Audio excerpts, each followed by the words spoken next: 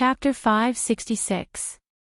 The emperor was sick, but he expelled the most qualified prince from the capital. No matter how one looked at it, it was an absurd thing to do. Not to mention how much turmoil it would cause in the imperial court, it might even cause some panic among the people. However, the king of Shu's actions had indeed violated a great taboo. The officials were not surprised by the emperor's decision. No matter what, the throne still belonged to the emperor. Although it might belong to the king of Shu in the future, the emperor did not give it to the king of Shu, and the king of Shu could not take it. Using actions that were no less than a rebellion to build support for himself, ultimately leading to this result. This time, he was not wronged at all. Leaving just like that. Li Yi sighed, his tone somewhat sorrowful. This was not the usual small squabble. The king of Shu was rebelling. Dragging him out to be beheaded was not an extravagant hope. No matter what, he had to be stripped of his title, demoted to a commoner, and exiled for 3,000 miles, never to return to the capital. The old emperor was still too benevolent. He lacked the boldness of an eternal emperor. This was not the first time he felt this way.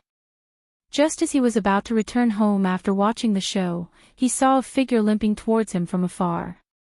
Li Han was stunned for a moment, then immediately said, "Greetings, imperial brother." The king of Shu's expression was dull. He raised his head and looked over.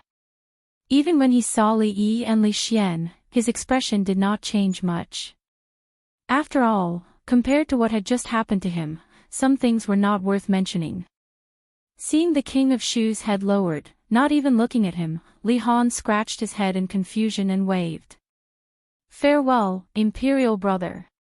It would be difficult to see him again.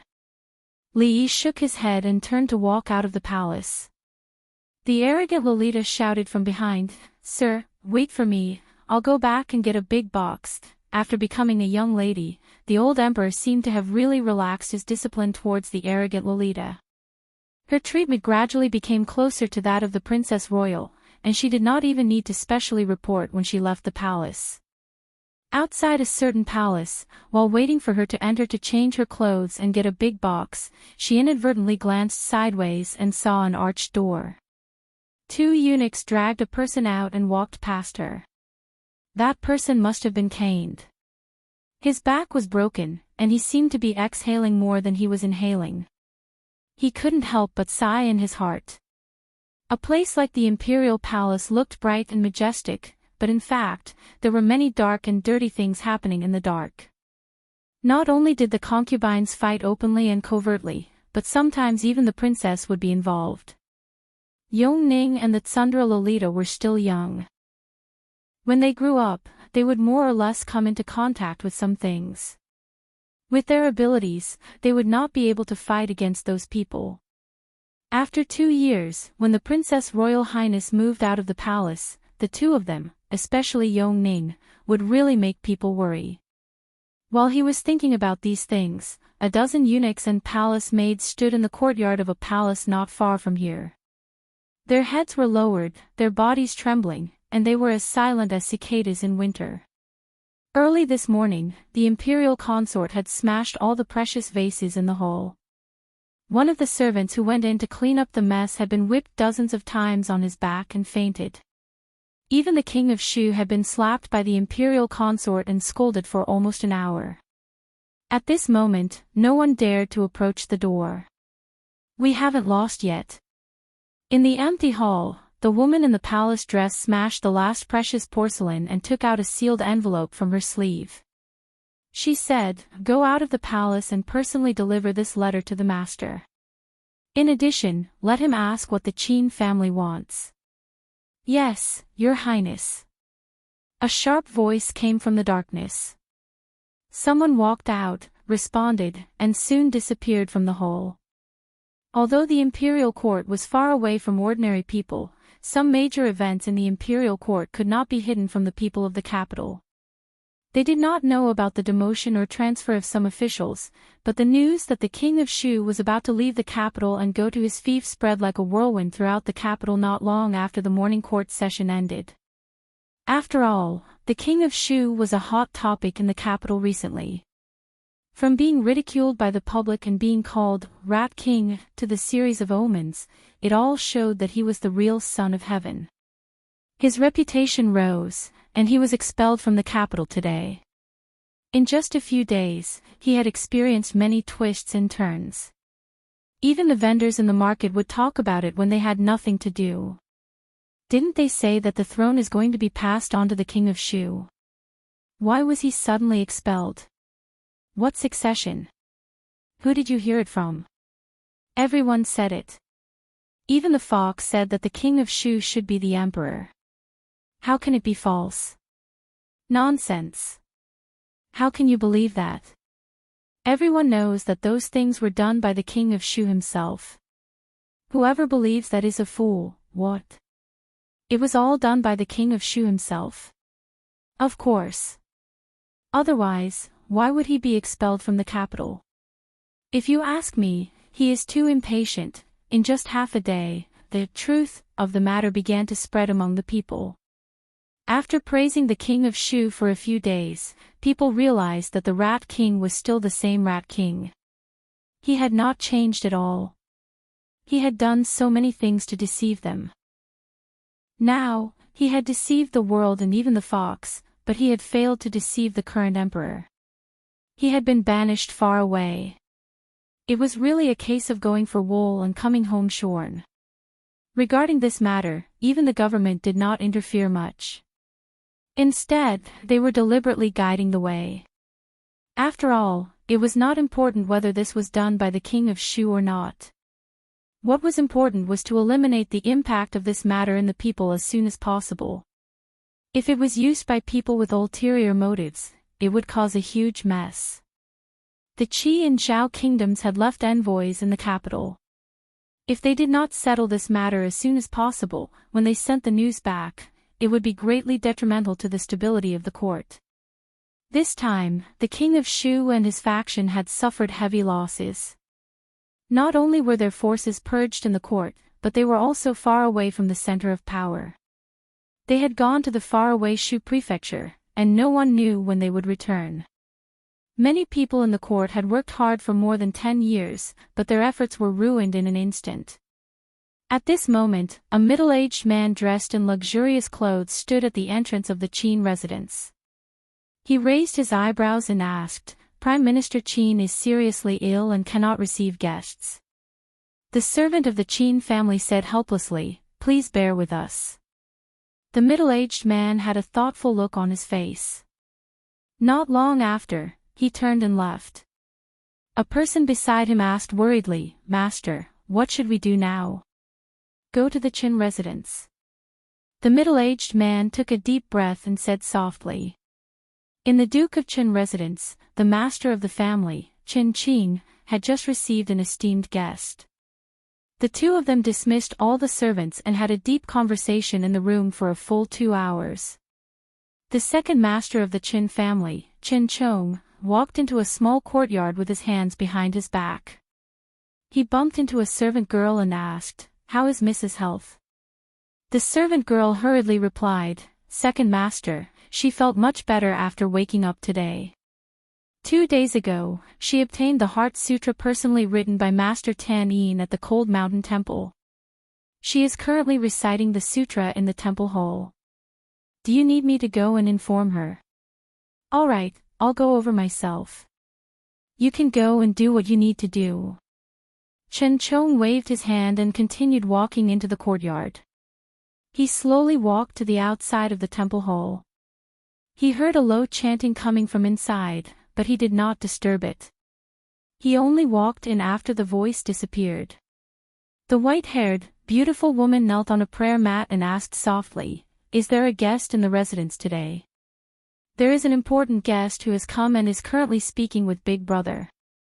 Chen Chong nodded and said, "You have just recovered from a cold, so you should be resting in your room." The woman sighed and said, "That child, Li Xin, has passed away. I wanted to recite the sutra for him. When he came to the residence when he was young, I even carried him in my arms. Who would have thought that life would be so unpredictable, Chen Chong paused for a moment, then nodded and said, "You have already recited the sutra. Come, let me help you back to your room." The woman lowered her head and suddenly said in a low voice, "Second brother, can you stop now?" "What?" Chen Chong asked in confusion. "Can you stop now?" The woman raised her head and looked at him. Her voice trembled as she said, "Don't make things difficult for that child. Lisan's surname is also Chin. How could you do it?" Chen Chong's body trembled. He clenched his fists so tightly that his nails dug into his palms.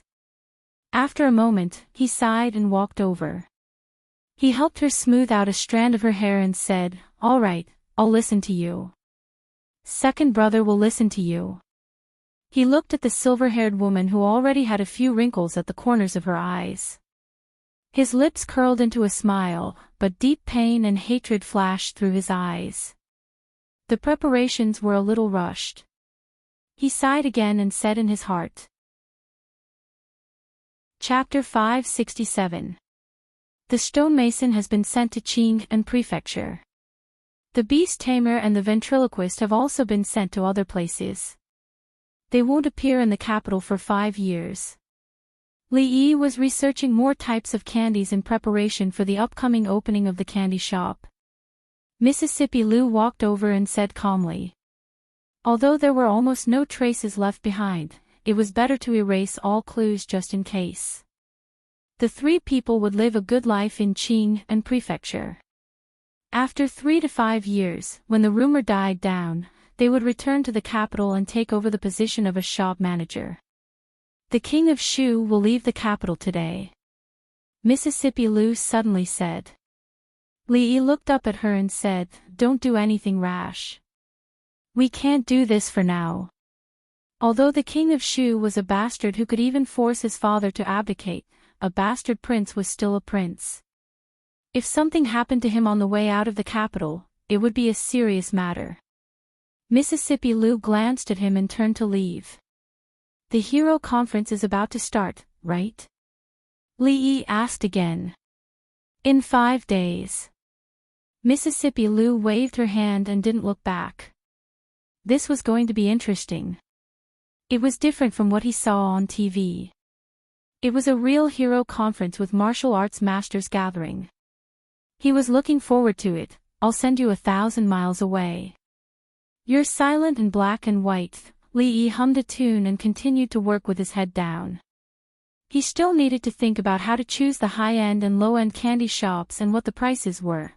At dusk, the main street of the capital was filled with pedestrians. Today was the day that the king of Shu would leave the capital. A procession of hundreds of people passed through the street.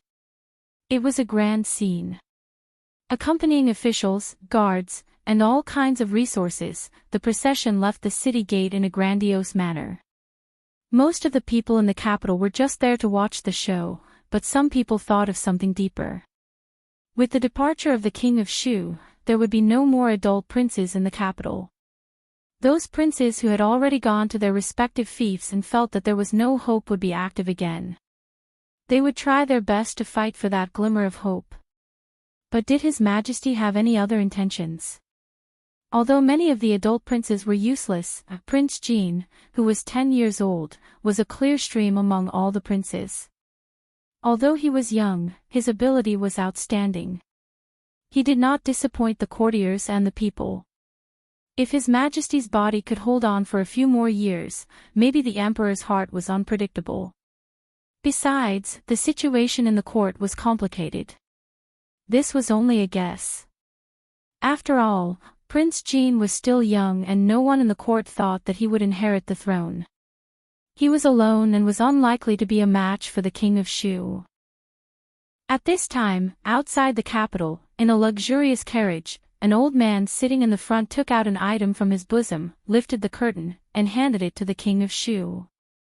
He said, "Just in case, the imperial consort and the Cui family have been operating in Shuzhou for more than 10 years. Your Highness, if you let them read this letter, the officials and nobles of Shuzhou will make things convenient for you. Prince, he." The king king, king, and he, I. If you can't do this well, you don't have to come back. As soon as he finished speaking, two riders separated from the crowd and soon disappeared. In a small courtyard in Willow Lane in the capital. I heard that the king of Shu will leave the capital today. Xiaozui and Xiaozhu were swinging in the corner. Wan Ruoqing was drying the osmanthus powder at the stone table in the courtyard and said to Xing Zumo. They saw it when they passed by the alley just now. Xing Zumo was focused on peeling melon seeds and said casually. Last time they were framed and almost imprisoned. After coming to the capital, all kinds of rumors pointed to the king of Shu.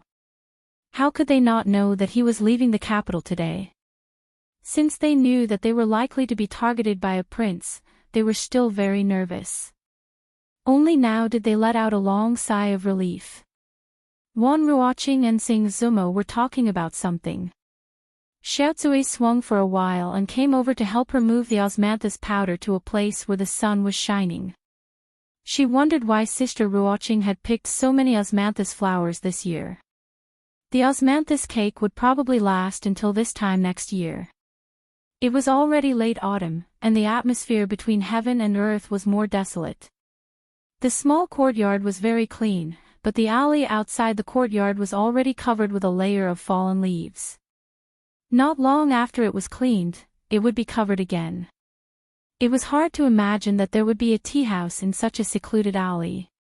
Although the place was remote, business was brisk every day. Many people in the capital knew that the owner of the tea house in Willow Lane was an expert in stir-frying tea. Although the price was a little high, it could attract people who truly loved tea. At the entrance of the tea house, there would always be a lazy waiter sitting there. No matter how busy the business was, he would not go in to help. Most of the time, he was dozing off. He would only open his eyes when someone approached the small courtyard on the opposite side. Hey, those two beggars, if you want to beg, go elsewhere. At a certain moment, the tea house waiter stood up and walked over to the two beggars who had been lingering there for a long time. He waved his hand and spoke impatiently. Why? One of the beggars said unhappily and was immediately pulled away by his companion. In terms of size, the tea house waiter's arms were thicker than their thighs. If they really provoked him, a fierce beating was inevitable. Seeing that the two beggars had tactfully left, the waiter returned to his original position and continued to nap. At this time, in a corner outside the alley, two beggars were talking in low voices. That should be where the Empress lives. The great emissary said that that is the incarnation of the Empress. We must not disturb her. We also have to tell everyone that if we encounter her in the future, we must not offend her. Let's go back and report to the great emissary first. We found the Empress. The night deepened, but the moonlight was quite bright. The entire capital was enveloped in a layer of brightness. At a certain moment, over 10 figures suddenly appeared in the alley. With the help of the moonlight, it could be seen that everyone was dressed in black and their faces were covered with black cloths. The person in the lead was leaning against the wall of a certain courtyard. He looked inside coldly, raised a hand, and gently waved it down. His Highness has ordered that no one be left alive. Kill. As soon as he finished speaking, he leaped high up into the air and climbed onto the courtyard wall. The people behind him murmured and quickly approached the corner of the wall. Whoosh! A voice suddenly rang out in everyone's ears. Then, there was a sharp whistle in the darkness, followed by the dull sound of a heavy object falling to the ground. The person who had just spoken fell from the courtyard wall. An arrow entered the back of his neck and pierced through his throat. He clutched his neck and after struggling a few times, there was no more movement. An arrow to the throat. Who? After the shock passed, the remaining people immediately became vigilant. With their backs to the courtyard wall, they looked in the direction of the voice. A person holding a bow and arrow jumped down from a nearby tree. The doors of a few houses in the alley opened at the same time. Multiple figures quickly flashed out from inside. "Who are you?" the few people asked coldly as they faced the person holding the bow and arrow from afar. "Kill." The other party did not answer. After a moment of dead silence, someone spoke coldly. Then, there was the dazzling light of weapons being unsheathed. "All of you, step back.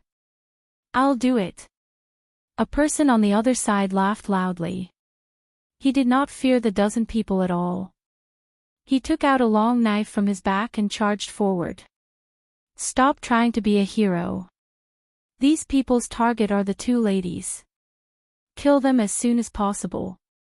Remember to leave them alive." The people behind him really didn't help. Instead, they spread out and each person guarded a direction.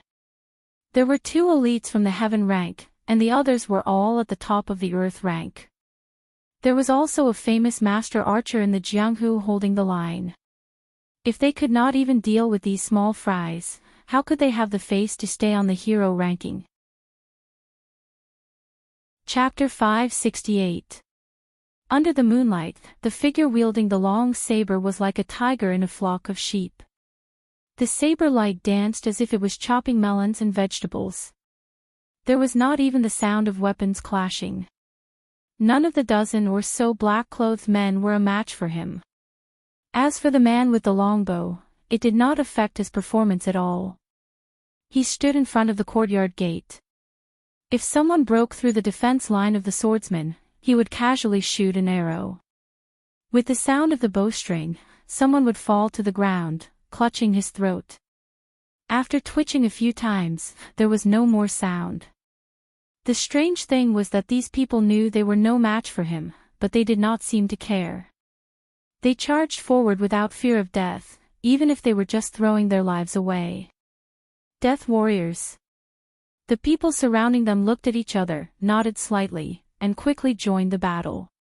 In just a moment, only one of the dozen or so black-clothed men was left standing. A man grabbed the neck of the leader and asked coldly, "Who sent you?" After he asked this question, there was no response for a long time. At this moment, someone walked over and put his finger under the nose of the black-clothed man. He shook his head and complained, "You brat, you don't know how to hold back. He's already been strangled by you, why are you still asking?" The man released his hand, and the black-clothed man's corpse fell straight to the ground. He squatted down and pinched the man's mouth. He stood up, shook his head, and said, he committed suicide by taking poison. Who would be so generous as to send so many death warriors at once? After years of traveling in Jianghu, they naturally knew of the existence of death warriors. Those nobles' families would usually raise death warriors. These people would work for their master and were instilled with the idea of loyalty from a young age. For the master's orders, they could even disregard their lives and carry out most of the missions were assaults or assassinations. Although these people also had their own thoughts, they only knew to be loyal. Even if they learned martial arts from a young age, their achievements were extremely limited. However, when there were a lot of them, their fearless aura would give people a headache. Today, if it were not for the two heaven-ranked experts and the godly archer, the remaining people would not be able to stop them. The blade-wielding man frowned and said, "Call someone over and clean this place up." Before they could do anything, the sound of footsteps came from the entrance of the alley. More than 10 figures quickly walked over. As they got closer, they saw the corpses on the ground. Someone immediately pressed the weapon on his waist and shouted, "Who are you people?" When they saw another person appear, their expressions finally changed. The blade-wielding man saw a gray-robed old man in the crowd and involuntarily clenched the long blade in his hand. He glanced at the person beside him and the latter immediately understood. He took 2 steps back and took out a bamboo tube from his waist. "And who are you?" The man nodded as he looked at the figures in front of him and asked. "This is the work of the Secret Intelligence Bureau. Put down your weapons immediately. Seeing that the courtyard door behind them was not open, the Secret Intelligence Division General who had spoken was slightly relieved. He turned to look at the person opposite him and immediately said, "Secret Intelligence Agency." Hearing these 3 words, the expression of the knife-wielding man visibly relaxed, but he still looked at him suspiciously and asked, "The Heavenly King covers the earthly tiger. We're on the same side." When the people of the Secret Intelligence Division heard this, they immediately put down their weapons. The general was about to step forward when he saw the man opposite him raise his long blade in front of him. After a moment of shock, he said, "Chicken stewed with mushrooms." When the man heard this, he put away his blade and cupped his hands in salute. "Excuse me." The general shook his head and pointed at the corpses on the ground. "It's fine. We should be more vigilant. What exactly is going on here? They're all men of sacrifice." The man glanced at them and said, "Coming at this time should mean harm to the 2 ladies. Since the Secret Intelligence Division is here, I'll leave the rest to you to handle." "That's how it should be." The general nodded and waved his hand at the people behind him. "Bring the corpses back." The emperor attached great importance to the case of the son of the vice minister of the Ministry of Rights. He had strictly ordered the Secret Intelligence Division and the Supreme Court to solve the case within a time limit. However, they had not obtained any useful clues from the Assistant Minister of Justice, so the case had not been solved. The Secret Intelligence Division had been paying attention to the movements here, which was why they had been able to arrive so quickly after discovering the abnormality. Although they had arrived a step too late and there were only corpses left, for the Secret Intelligence Division, it made no difference whether they were corpses or living people. "It's all thanks to you tonight." The general cupped his hands in salute again. One could imagine that if it weren't for these people, if something had happened to the 2 ladies, not to mention how they would explain it to Lord Li, the punishment from the emperor would probably not be light. The man waved his hand and said, "You're too polite. Our duty is to protect the 2 ladies. However, you need to carefully investigate the identities of these people." The general smiled and said, "Don't worry. Leave the rest to us." The people retreated far away and watched as the figures moved under the moonlight without making too much noise. Soon, all the corpses had been taken away by them. "Here." The general pointed to the ground. One of the men waved his hand and said, "Leave it to us." After the people of the Secret Intelligence Division retreated, faint sounds could be heard again. "We're lucky today. We actually ran into them. I don't know how many points we'll get this time. If we have enough, we'll go ask Miss Liu to give us a few pointers. I really didn't expect to have the opportunity to get pointers from a grandmaster in my lifetime. Haha, good luck to you. Mr. Liu is so stingy. I think you'll have to save up more, it can't be. I killed more than a dozen men of sacrifice this time, bah, shameless guy. You even want to take credit like this." Not long after, a room in the courtyard was lit up. Xiao Chui came out with a beautiful sheep pillow in her arms. She passed through the moon door and stood in the courtyard for a while. She murmured, "It's so late at night. Why are you making so much noise? Can't you let me sleep?" she complained and yawned again. She could barely keep her eyes open. She turned around and walked back. The only light in the room was quickly extinguished. "Ah, what's going on? Was there a flood last night?" Early in the morning, a sleepy girl opened the courtyard door and stood on the bluestone that had been washed until it was spotless. "Miss Xiao Chui, why did you get up so late today?" A voice came from the front. Xiao Chui turned her head and looked at the lazy waiter sitting in front of the opposite tea house. She curled her lips and said, "I don't know which bastard is making noise in the middle of the night. By the way, has this place been washed?" The waiter nodded, rubbed his shoulders and said, "Yes, the shopkeeper said that it's not clean outside, and it will affect the customer's mood to drink tea." He asked us to wake up before dawn and rinse the entire alley with water. It's really tiring. Xiao Chui did not continue to talk.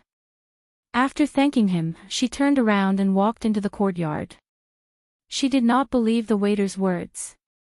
He was the laziest person in the entire alley. He only knew how to sleep all day. How could he suddenly become so diligent? However, after the ground was washed, it looked much more pleasing to the eye. In the Hall of Diligent Government, Emperor Jing was holding a report just presented by the Intelligence Division. He sighed and said, "Is it really Li Xian? I haven't disciplined him all these years. Is it right or wrong?" Murmuring, he crumpled the paper into a ball and threw it aside. He said, "Pass down the order. Tell the Supreme Judiciary and the Intelligence Division to stop investigating this case." "Yes, Your Majesty." Changde bowed and said. The King of Shu's faction had suffered a heavy blow this time. His Majesty's power in the imperial court was almost completely wiped out and almost reached a critical limit. If he suppressed them too much, there would be a big rebound. Emperor Jing thought for a moment and asked, "Is there a vacancy for the position of Minister of the Ministry of Rights?" Changde said, "His Majesty just demoted the Minister of the Ministry of Rights the day before yesterday. He hasn't been appointed yet." Emperor Jing thought for a moment and said, "Forget it. Chen Yunshan is the Minister of the Ministry of Rights. He is no longer loyal to the Qin family. Pass down the order to the Ministry of Personnel. Chen Yunshan will be appointed as Minister of the Ministry of Rights." Chapter 569. The promotion of the Minister Counselor of the Ministry of Rights, Chen Yunshan, was expected by most people. Although the Supreme Court and the Intelligence Bureau had not come to a conclusion on the death of Chen Yunshan's son, it was clear that the King of Shu was the culprit.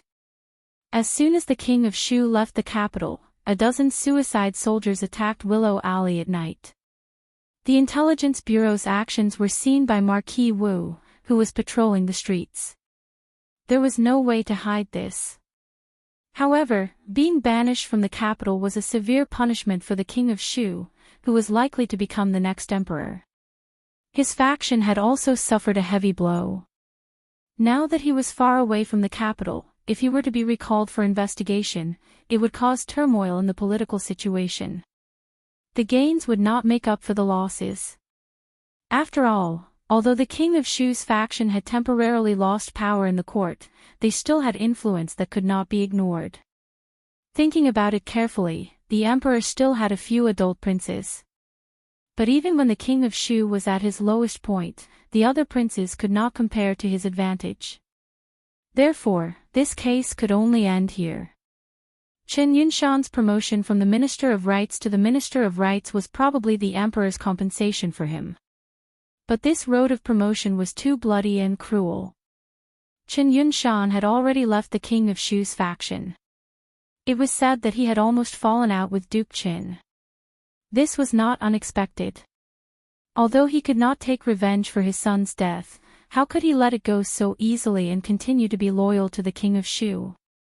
Over the past few days, he was not the first nor the last to leave the King of Shu's camp.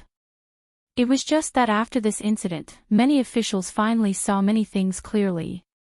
From indecisiveness, they became firm. Even the attitude of the Qin clan had become vague, causing more people to hesitate. Suicide soldiers. Li Yi unconsciously tapped the table with his index finger, repeating Lu Luo's words. Yes. Lu Luo nodded. Last night, around midnight, a group of black-clothed men sneaked into Willow Alley. Fortunately, we knew that these days were not peaceful. Worried that they would make a move again, we arranged for people to keep watch every night. Those black-clothed men were not afraid of death. We wanted to capture one alive for questioning, but we did not expect the last person to commit suicide by poison. In the end, the corpses were all taken away by the Secret Service. We still don't know the identities of those people. There was nothing much to guess about the identity of the man in black. He did not know how to play tricks, nor did he know how to beat around the bush. Based on his style of doing things, he was undoubtedly the king of Shu. I'm still too soft-hearted. Li Yi sighed and shook his head. The nursery rhymes and the strange omens did not reach the bottom line of the courtiers and the old emperor. Otherwise, the king of Shu would not only be banishment from the capital. However, this guy had been in Jingdo for so long, yet he still hadn't managed to rope in any imperial guards or garrison generals. He also couldn't do anything fatal. A piece of trash. He looked at Lu Luo and asked casually, "We haven't developed to Shuzhou yet, have we?" Lu Luo nodded and said, "Shuzhou is remote. If we go a little deeper, we'll be within the borders of the Zhao kingdom.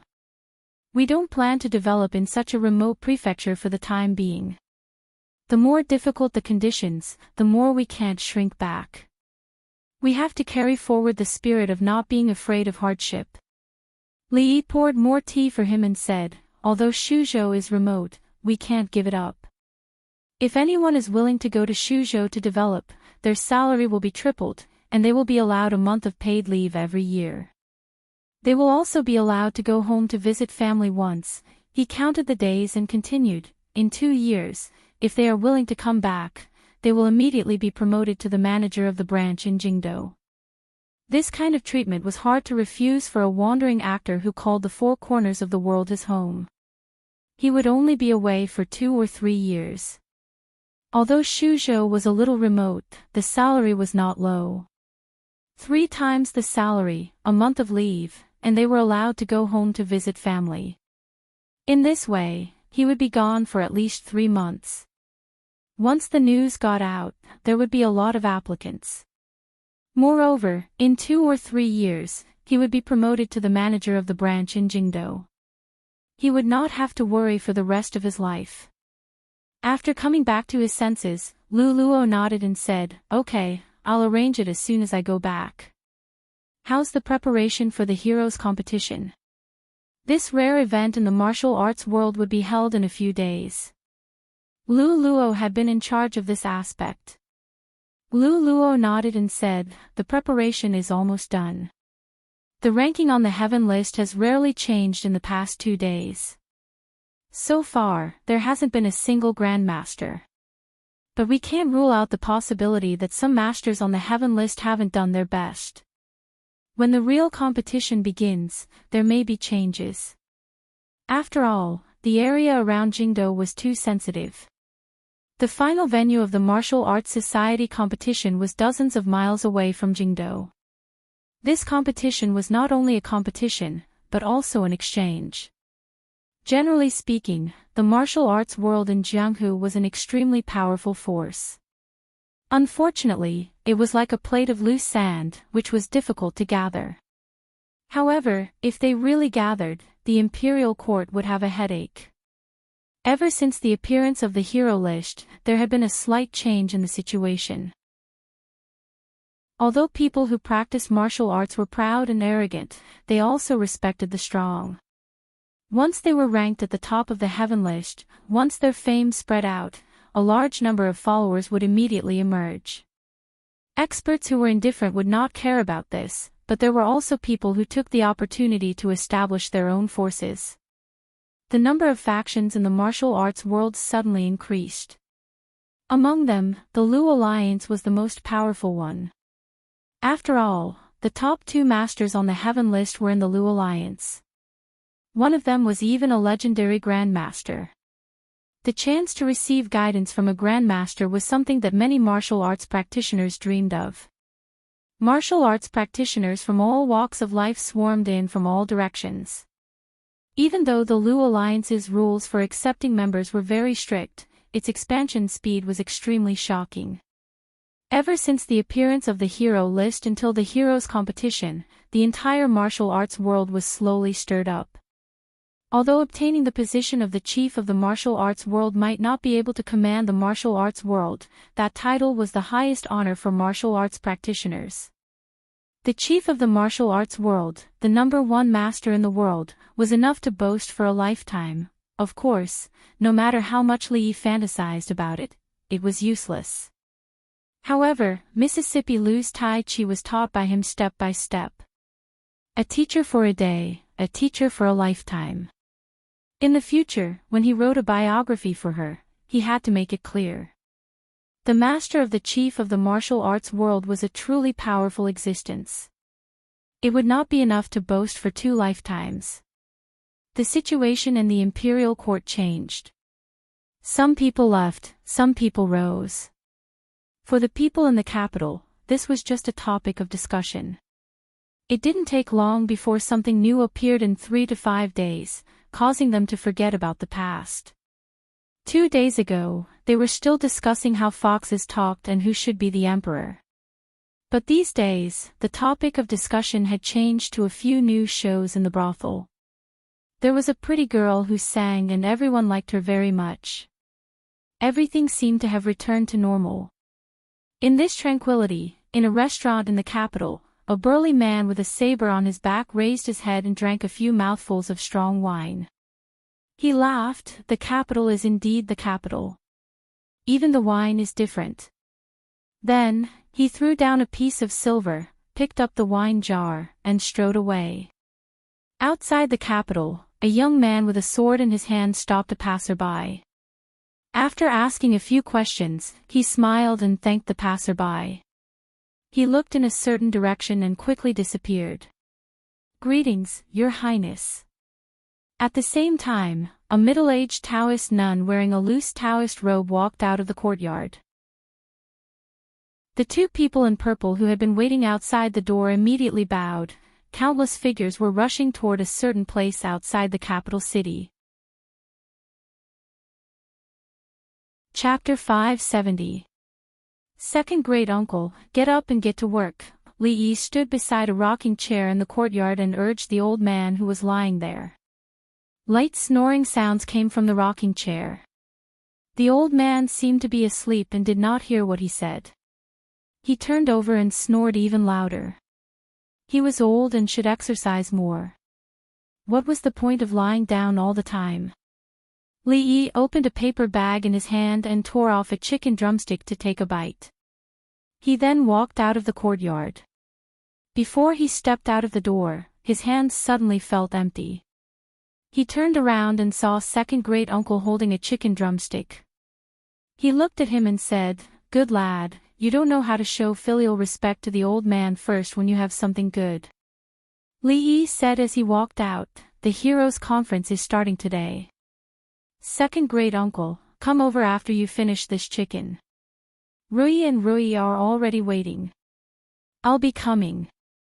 The old man got up from the rocking chair and wiped his mouth. He grumbled, "Why do you have to let an old man like me get involved in the affairs of the young? If anything happens to my old arms and legs, I'm afraid I'll have to find 2 old women to take care of me in the future." The heroes' conference took more than 3 months to prepare for and hold. Speaking of which, most of the time was spent on the heaven list. This was because only by entering the heaven list would one have the chance to fight for the position of alliance leader. This highlighted the importance of the martial arts world's must-fight list. Every day, there would be new and unknown talents appearing, but they would only appear for a short while and be quickly replaced by others. Compared to 3 months ago, more than half of the names on the heaven ranking list had changed. More and more powerful players had joined in. Some of the names that everyone was familiar with finally began to appear frequently on the list. Now, the chivalry ranking list had finally become the chivalry ranking list of the entire world of martial arts. A large empty space that occupied a large area had long been cleared. In the middle was an arena that was as tall as a person. A large empty space was cleared around it. Further away was a spectator stand. Besides, there were a large number of temporary tents in the surroundings. Food and other things were sold in them. There were also some tents for people to rest in. The real competition had yet to begin. Many martial artists from all walks of life were chatting and laughing with each other. However, none of the famous martial artists from the heavenly ranking list were seen. As for the format of the competition, it was based on the second hero conference in The Return of the Condor Heroes. Any expert on the heavenly list could go up the stage. Each round was limited to 2 people, and the loser would lose the right to fight for the position of alliance leader. When there were no more challengers, the person standing on the stage would be the winner. However, the heaven list was just a threshold. The experts on the heaven list had a huge disparity in strength. Most people were just there to serve as foils. They did not even think about fighting for the position of alliance leader. They just wanted to use this opportunity to spar with the world's experts. After all, it was hard to find a real opponent.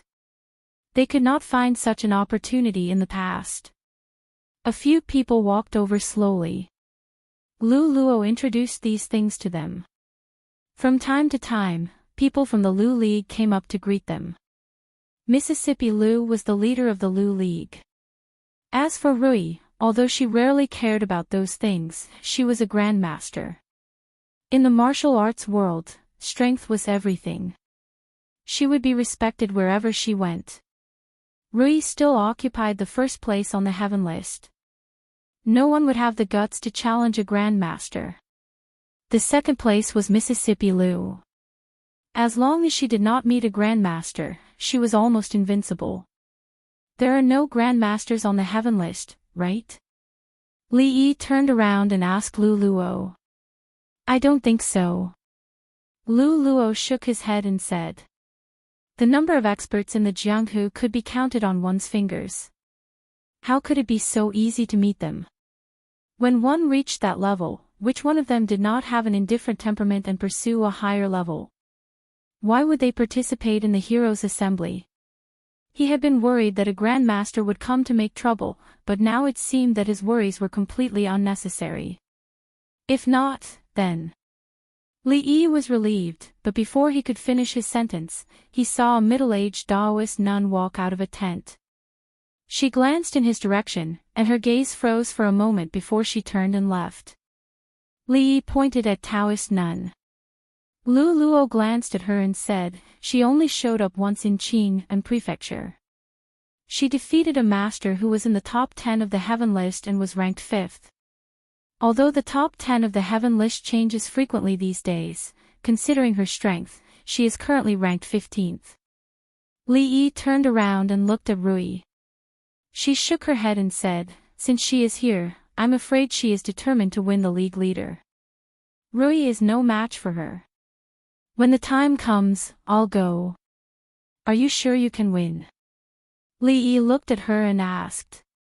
Rui shook her head and said, I'm not sure I can win. It's only 50-50. A battle between grandmasters must be very dangerous. If you didn't have 100% chance of winning, then don't go.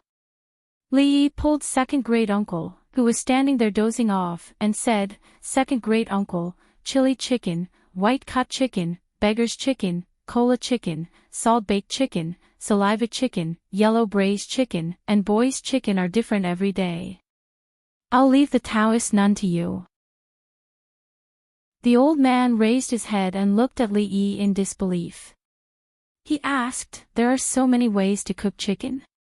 Li Yi nodded and said, there are 81 ways to cook chicken, and I guarantee it won't be the same. One every day, and it will be enough for you to eat until next year. Second great uncle narrowed his eyes and seemed to be thinking.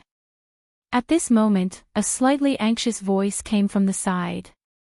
A young man stopped in front of a hunchbacked, sloppy old man and said, Senior, only experts on the heaven list can enter this place. Please take a rest over there. A strange smile appeared on the old man's face. He said, Heaven list. What's that? There's no lack of good food or drinks here, but there's nothing on the other side. Get out of the way, I want to watch the show after I'm full. The young man said, You must enter the heaven list and get a token to enter. A middle-aged man walked out of the tent and asked with a frown, Who's making noise outside? What token? The old man asked. The young man pointed to the token on the middle-aged man's waist and said, Just like this. The old man waved his hand and said to the middle-aged man, In that case, this token is mine. He reached out to the middle-aged man's waist. The middle-aged man was stunned for a moment, but he immediately reacted. A trace of anger appeared on his face, and he grabbed the old man's wrist. The next moment, he felt a shadow appear in front of him, and at the same time, he felt a sharp pain in his chest. He grunted and took a few steps back. His face was pale, and a trace of blood flowed from the corner of his mouth. He looked at the old man with shock in his eyes. How is this possible? Lu Luo's expression changed, and he murmured, Peng Hui is 18th on the heaven list, but a trace of surprise also appeared on Rui's face. Another one. Li Yi was stunned, and he thought of something, and for a moment, he was stunned on the spot. It can't be, 2 grandmasters are making such a big deal this time. The old man played with the token in his hand and looked at the young man. Can I go in now? The young man swallowed and said, yes, it should be Su Freak.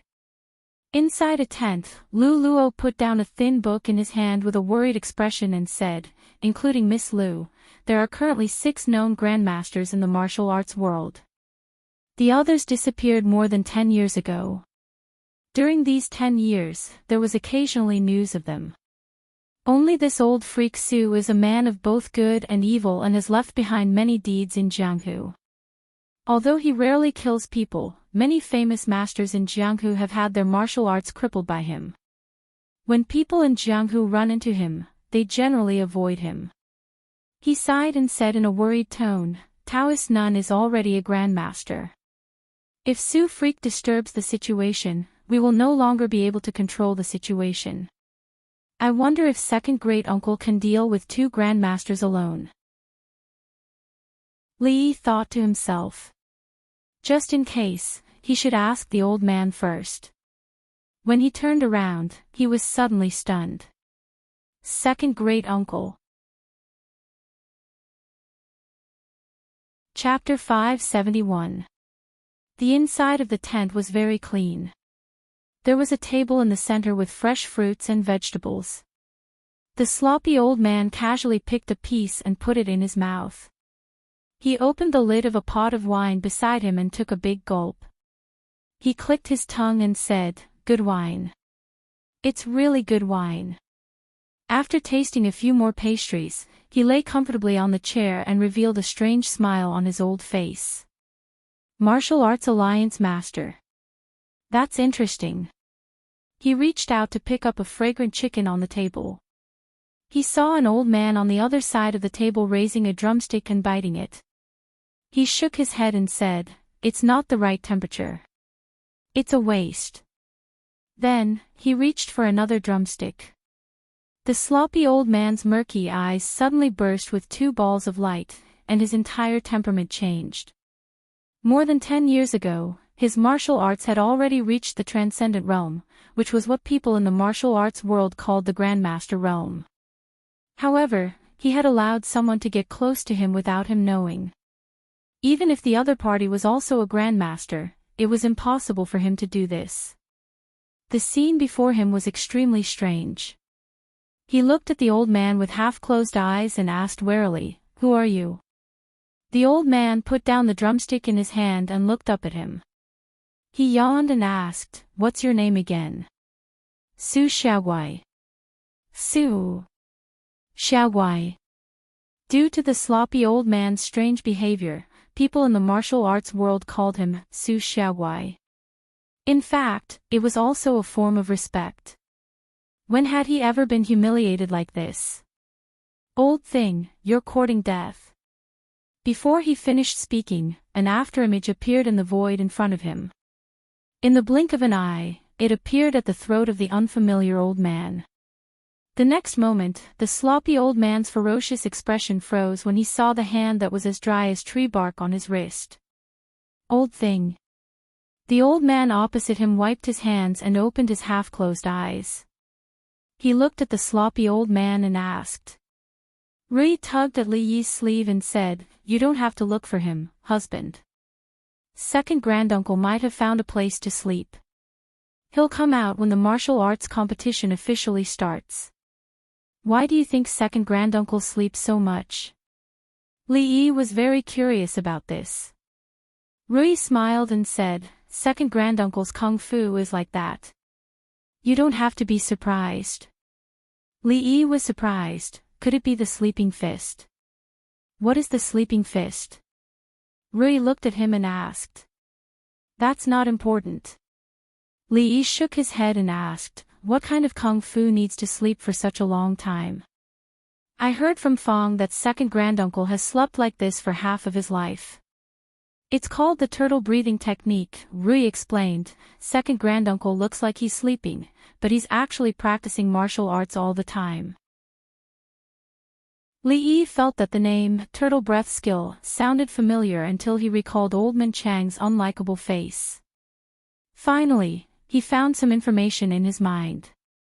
The tortoise breathing technique could increase one's power in one's sleep, and it was even faster than other people's normal cultivation speed. A person who cultivated the tortoise breathing technique might not have any special moves, but as they grew older, the density of their inner force would be enough to scare people to death. More importantly, if one practiced this kung fu, he could really live like a tortoise and easily surpass the threshold of 100 years. Li Yi could understand this point. When a person slept, the body's metabolism would drop to an extremely low level.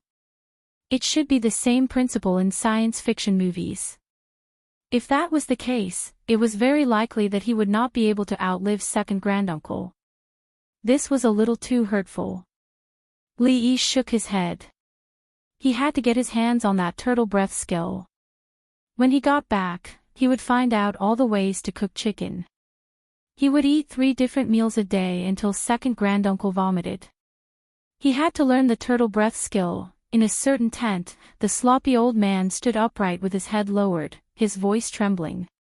Say, Senior, this junior was blind.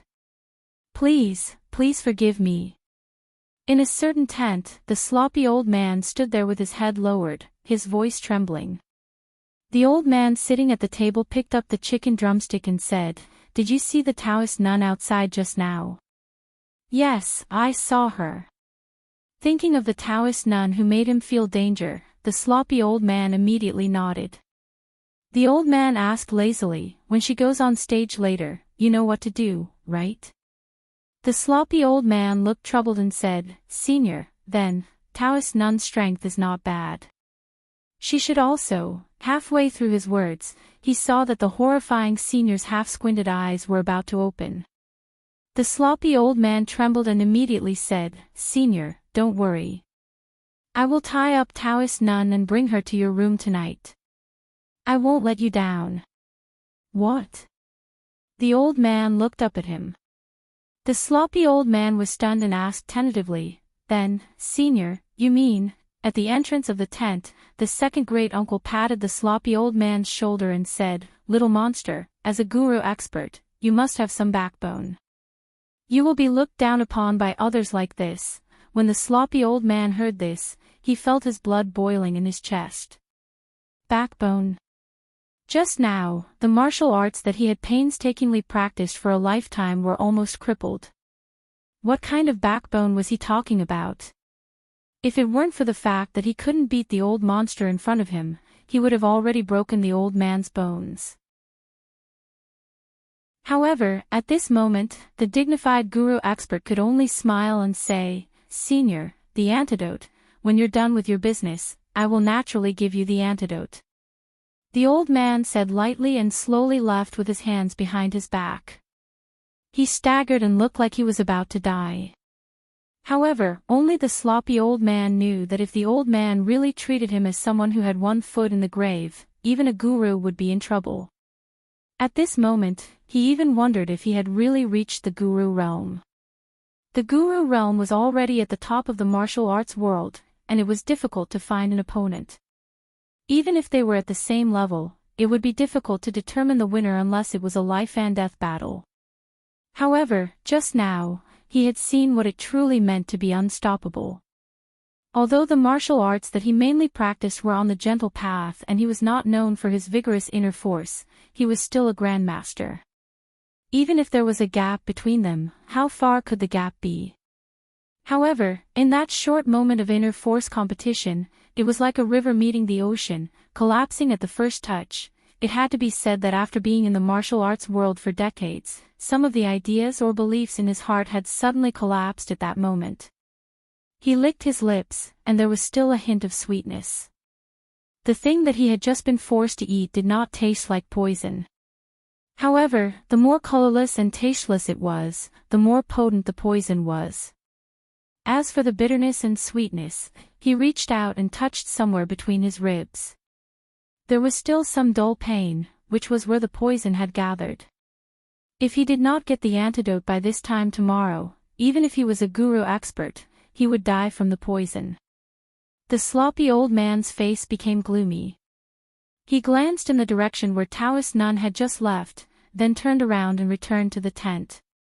If he had known that he would encounter such an old monster today, he wouldn't have bothered watching the show. Regarding the matter of the poison, such an expert wouldn't lie to him. Perhaps only by fighting with that Taoist nun would he have a chance of survival. "Second uncle, you're back." Li Yi saw the old man coming in from outside with his hands behind his back. He pointed to the table in front of him and said, "There are 2 chicken legs here, still warm." Second uncle waved his hand and said, "Leave them. I'm going to sleep first. Don't call me if there's nothing important." Then, he lay down on the simple bed in the tent. The next moment, there was a sound of snoring. Li Yi felt strange that second uncle could resist the temptation of the chicken legs. He glanced over and thought that the quality of his sleep was really enviable. Chapter 572. Heroes from all walks of life, good men. I'm not talented, but I'm honored to have all of you here today. Li Yi and Rui sat on the spectator stand. There was still some time before the hero conference started. Lu Luo walked to the front of the stage. With the help of his inner force, his voice rang in everyone's ears.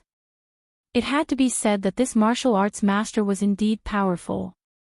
He completely eliminated the need for a microphone and sound system. His voice was surrounded by 3D sound without any blind spots. His omnipotent inner force was truly black technology. As the organizer of this hero conference, Mississippi Lu was generous for once. The venue was provided by the Lu League, and the volunteers were all members of the Lu League. The masters on the heaven list were also provided with free fruit platters. Of course, whether it was the venue, the tents, or even the tags on their waists, or the plates with fruits, they all had the Lu League's logo. This time, the Lu League really showed its face in front of all the heroes in the world.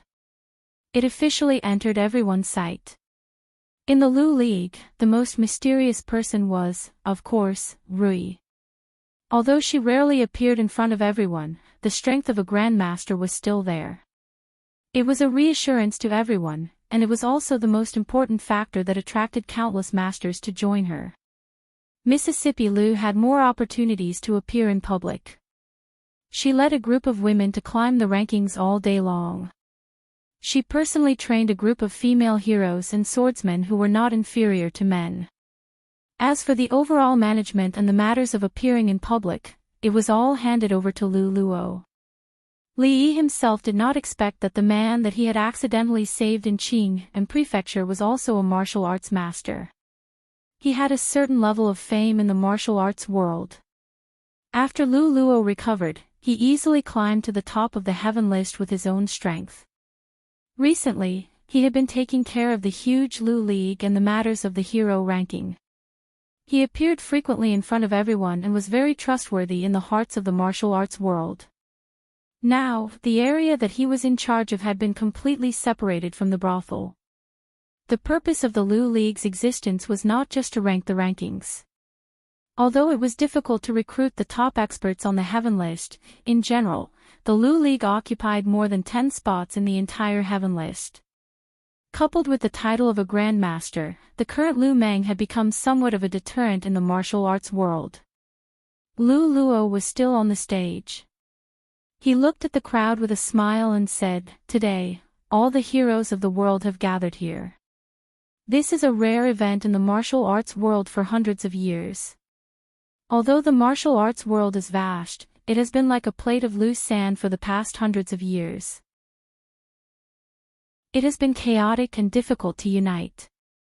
Today, at the request of the martial arts world, we are holding a heroes' assembly here to elect the leader of the martial arts world.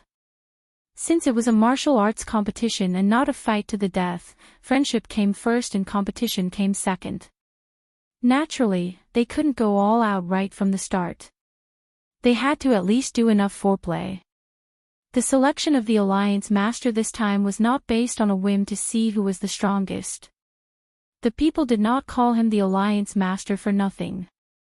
As the Alliance Master, he had to fight for the welfare of the entire world of martial artists. He had to uphold justice and get rid of evil. He had to be concerned about the lonely old swordsmen's retired lives. He had to attack the evil forces in the world of martial artists and lead everyone towards socialism. As soon as Lu Luo finished speaking, someone below immediately spoke up. What else is there to choose?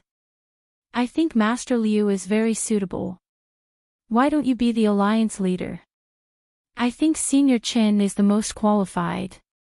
In my opinion, the position of the alliance master should be chosen between the two heroines Lu. Don't you think so? Everyone, quiet, quiet. Seeing the commotion below, Lu Luo raised his hand and gestured for the crowd to calm down. He said, since you are the alliance master of the martial arts world, you naturally have to be able to convince the masses with your martial arts. Otherwise, this heroes' assembly will be meaningless. Today's competition is for everyone to learn from each other. Don't overdo it. Lu Luo walked down from the stage and said, time is almost up. I won't say anything else. On the heaven leaderboard, which hero is willing to be the first to come up? I'll do it. As soon as he finished speaking, a figure flew directly onto the stage and made a dull thud. A man with a huge saber on his back caught the long saber on his back and said with a smile, Heaven leaderboard number 39, you gang. Which hero is willing to fight me? I'm not talented. I'd like to seek advice from Brother Yu. A young man dressed in a green robe lightly tapped the ground with the tip of his foot and floated onto the stage. He held his sword with both hands and bowed to the man. Excuse me. After the two of them greeted each other, the young man smiled and unsheathed his long sword. Suddenly, a shadow of a sword appeared in front of him. Good move. The big man shouted loudly. He swung his heavy and huge saber, leaving after images. He moved forward with an unstoppable force, as if he wanted to break the shadow of the sword with one strike. The cheers from below continued. Even though they had seen battles that were more thrilling and exciting than this one many times in the past few months, the significance of this one was extraordinary. The battle for the leader of the martial arts circle had not been seen in the Jianghu for hundreds of years. The battles today would definitely be remembered by the people. Such an expert is only ranked number 39. Li Yi was slightly stunned as he watched from below. He turned his head to look at Rui and then at Mississippi Liu. In his heart, his understanding of their abilities increased by a few levels. Lu Luo explained in a low voice, the hero ranking now truly encompasses the entire martial arts world. It is far from what it was in Qing and Prefecture. On the other side of the grandstand, the middle-aged Taoist nun stood with her hands behind her back. Behind her stood two men in purple, and beside her was a young man. They looked at the stage with disdain. Feeling the powerful auras coming from here, the middle-aged Taoist nun's eyes flashed with a strange light. She tilted her head slightly to look in a certain direction. The woman was talking to the young man beside her called Li Yi. After a moment, she moved her gaze away, but the horsetail whisk in her hand slightly tightened. Suddenly, as if she felt something, she raised her head to look in a direction opposite her. There was a hubbub of voices there. Everyone was nervously watching the battle on the stage. After looking a few more times, they withdrew their gazes. At that moment, behind the hubbub of voices, the slovenly old man fiercely bit into the chicken drumstick in his hand. His expression was extremely gloomy. "Damned Taoist nun," he said hatefully as he threw away the chicken bone. For many people, this battle for the position of alliance leader was just a participation. After all, those at the bottom of the heaven list would not be able to emerge victorious against so many people. However, this arena was a chance for them. A chance to spar with experts of the same realm, a chance to make a name for themselves. All the people in the arena were famous masters in the martial arts world. There were people around to record the process of the battle. After the battle ended, such a battle would be spread out in the form of words, and their names would also be known by more people. In a battle between experts, the slightest mistake could lead to a huge loss. The man with the long blade on his back was quickly swept out by the young man with superb swordsmanship. The young man did not last long before he was replaced by someone else. True experts knew how to preserve their strength. Thus, those at the top of the heaven list did not make their moves early. Most of the people in the arena were ranked at the bottom, so there would not be a situation where someone was swept away. In just a short half an hour, Li Yi felt that his horizons were broadened.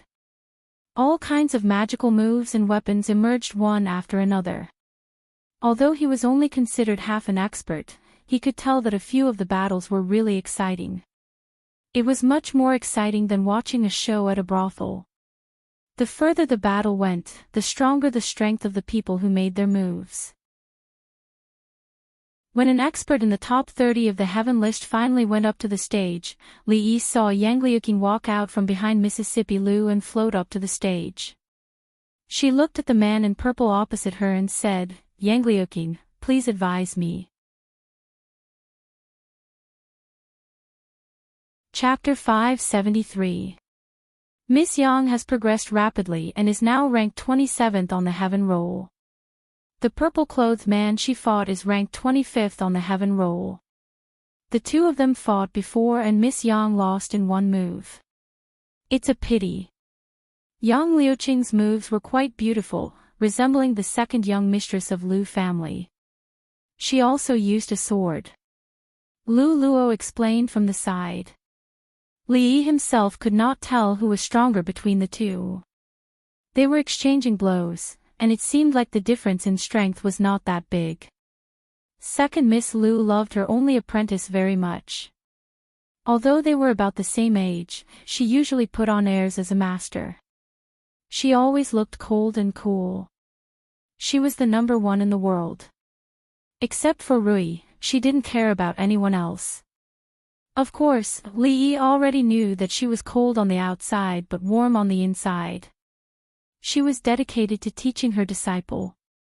She slept with Xiao Huan at night and wore pink undergarments. Most importantly, if she was as cold on the inside as she looked, he wouldn't be alive today. After wandering for a while, when he looked up again, Yang Liuqing had already flicked the purple-clothed man's weapon away. His sword was so sharp that the purple-clothed man took a few steps back and finally fell off the platform. Yang Liuqing cupped his hands and said, "Thank you for letting me win." Li Yi looked at the cold expression on the young girl's face. Compared to a year ago, she looked much more mature. He thought to himself that it was true that the disciple was like the master. A year ago, although she was silly, she had a firm will and practiced without a care for her life. It seemed that in the blink of an eye, she had turned into the person she was today. Even Lu Luo couldn't help but praise, "Miss Yang's talent in martial arts is really amazing. It's only been a few days and your ranking has risen by 2 places." The purple-clothed man retreated to the middle-aged Taoist nun's side. Li Yi saw the young man beside Taoist nun say a few words to her and went straight up the platform. He looked at Yang Liuqing and cupped his hands. "I am Fang Yu. Please enlighten me, miss." Seeing that this young man was at most the same age as him, but he was actually able to enter the heaven roll, and from the looks of it, he was even slightly higher up. Li Yi could not help but feel a blow in his heart. As if sensing his emotions, Rui squeezed his hand. Li Yi turned back to look at her, and the next moment, he couldn't help laughing. He had only been in this world for slightly more than a year, and he had been practicing martial arts for 3 days and 2 days. Wasn't it looking for trouble to compete with others in martial arts? Besides, no matter how powerful they were they as powerful as Rui? Were they as powerful as Rui? They were so skinny that a gust of wind could blow them over. Fong could probably kill them with one punch. On the other side of the stage, the young man was holding a folding fan made of an unknown material. It was not damaged in the slightest when the sword slashed at it. With just this fan, he was able to completely suppress Yangliuking. Clearly, there was still a gap between the two of them. Bah, holding a broken fan and pretending to be a Mongolian prince. This pretty boy is actually stronger than Miss Qing. Someone in the audience curled his lips in disdain. It was obvious that he had already memorized the plot of the hero assembly in the Return of the Condor Heroes. As soon as he finished speaking, the young man's fan flew out of the stage. Yangliuking's sword was placed on the young man's neck, and after a moment, he pulled it back and said, "Thank you for letting me win." Even when he got off the stage, the young man's face still had a look of disbelief. "Protector, that woman's martial arts are strange." The purple-clothed man who had just been defeated looked at the stage and said. A trace of annoyance appeared on the young man's face. He was extremely puzzled by the strange martial arts that she had suddenly used. He turned his head and asked the middle-aged Taoist nun, "Aunt, what kind of martial arts does that woman's martial arts actually belong to?" The middle-aged Taoist nun muttered to herself for a moment and said, "The martial arts that she has learned are heterogeneous." Just now, most of the martial arts that she used were from the Liu family. More than 20 years ago, Liu Qing relied on this to stand alone in Jianghu and consecutively defeated 2 famous grandmasters. He is publicly recognized as the #1 expert in the world of Jianghu. Although the martial arts that this woman used are also from the Liu family, her inner strength is too weak. Compared to Liu Qing, it is still far from being able to compare. As for the move that you used to lose just now, I couldn't see the technique. Who is Liu Qing? The young man was stunned when he heard this. He could hear that when his aunt said this name, there was an indescribable fear in her voice. But why had he never heard of such an expert? When he disappeared from Jianghu, you weren't even born yet. The Taoist nun said. Her gaze shifted back to the stage and she didn't say anything else. On the other side, the sloppy old man looked at the young woman on the stage with a face full of suspicion. The Liu family. What is her relationship with Liu Qing? He looked at the stage again and his eyes immediately widened. Cloud-piercing sword. How does she know the move that old man Yang Wanli is famous for? Yangliuking, Yang Wanli. The sloppy old man muttered these 2 names. When he looked at the stage again, his gaze suddenly changed. Could it be that she is? Yangliuking came down from the stage and walked in front of Mississippi Liu. She lowered her head and said, "Master, I'm sorry. I lost." Li Yi waved his hand and said, "That's enough. You even defeated the 23rd on the heaven roll. It's not like you've never lost before. It's not like your master hasn't lost before. After the match, just watch from below." In the end, Yangliuking still lost in the 3rd round. The expert who entered the top 20 on the heaven roll easily defeated her. There was still a big gap between her and the true experts on the heaven roll. Mississippi Liu glanced at him but didn't say anything. There were many surprises in the subsequent matches. For example, an expert in the top 20 on the heaven roll was defeated by a newcomer who barely made it on the list. At this point, no one would hide their strength anymore. In every match, no matter how fast or slow it was, there would always be one person who was eliminated. When an expert in the top 10 swept away several experts, no one else went up to the stage easily. The people on the stage shouted twice, but no one went up to the stage. Mississippi Lu took a step forward but was pulled back by Li Yi. What's the hurry? Taoist nun hasn't gone up yet. It's too early to go up now. Li Yi looked around and asked, where's second granduncle? Did he oversleep? Should I get someone to wake him up? As soon as he finished speaking, he heard a soft sound. It was obviously the sound of someone landing on the stage. Li Yi turned his head and saw a Taoist nun standing on the stage, holding a horsetail whisk in her hand. There was a moment of silence, and then it immediately became noisy. I know her. When this Taoist nun was in Qing and Prefecture, she defeated an expert ranked 11th on the heaven roll with one move. Although the person ranked 11th back then can't be compared to now, it still shows that this Taoist nun definitely has terrifying strength. So what? Although Senior Feng is ranked 8th on the heaven roll, it's not difficult for him to defeat the person ranked 11th back then. Sigh, you guys didn't see what happened that day with your own eyes. Anyway, Hero Feng is in danger this time. The man on the stage was not disturbed by the people below. He cupped his fist slightly and said, Feng Lang, please advise me. Make your move. Taoist nun had no intention of introducing herself and said calmly. The man named Feng Lang frowned slightly, but his expression quickly calmed down. He cupped his sword and said, thank you for letting me win. As soon as he finished speaking, the sword flashed. The middle-aged Taoist nun waved her hand and the horsetail whisk wrapped around the man's hand. In the next moment, his sword flew out. In the next moment, he was sent flying. Feng Lang landed below the stage and took a few steps back to dissipate the huge force. He raised his head abruptly and looked up with a solemn gaze. A Grandmaster. A Grandmaster. The crowd watching the battle below suddenly fell silent. They had originally thought that there was only one Grandmaster on the heaven roll. If Heroine Lu, who had never made a move, wanted to fight for the position of alliance leader, no one would be able to defeat her. But now, before she even made a move, another Grandmaster had appeared. What was there left for them to play? Feng Lang, who was ranked 8th on the heaven roll, did not even have the strength to fight back. If this was not a Grandmaster, what was it? One should know that when he had challenged Mississippi Lu, he had withstood 50 moves before being defeated. Next to the two men in purple, the young man looked around with a mocking expression. Mississippi Lu's expression was calm, but her fists were tightly clenched in her sleeves. As Rui slowly stood up, Li Yi held her hand. He stood up as well and turned to look at Rui.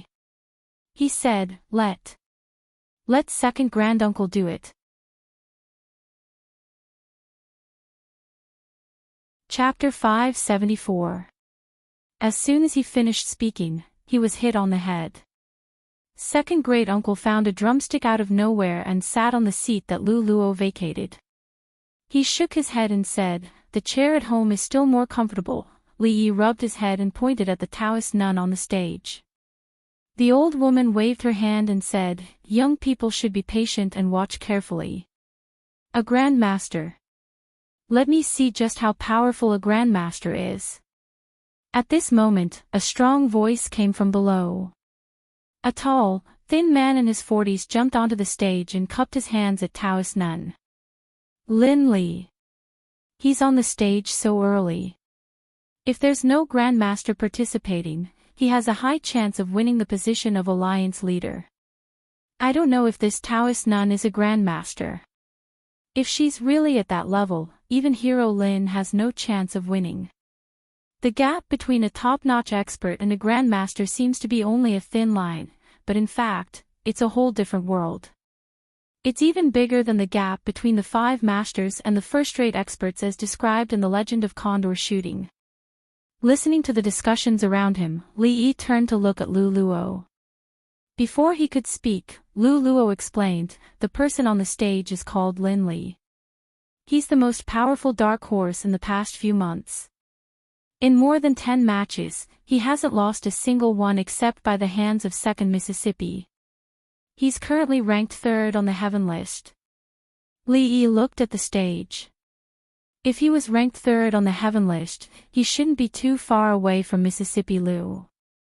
If he was still defeated by this Taoist nun, even if Mississippi Lu went on the stage, it wouldn't make much of a difference. Excuse me. After all, the scene just now was a little shocking. Linley naturally wouldn't underestimate her. After cupping his hands in greeting, he suddenly stomped his feet and dashed toward the opposite side.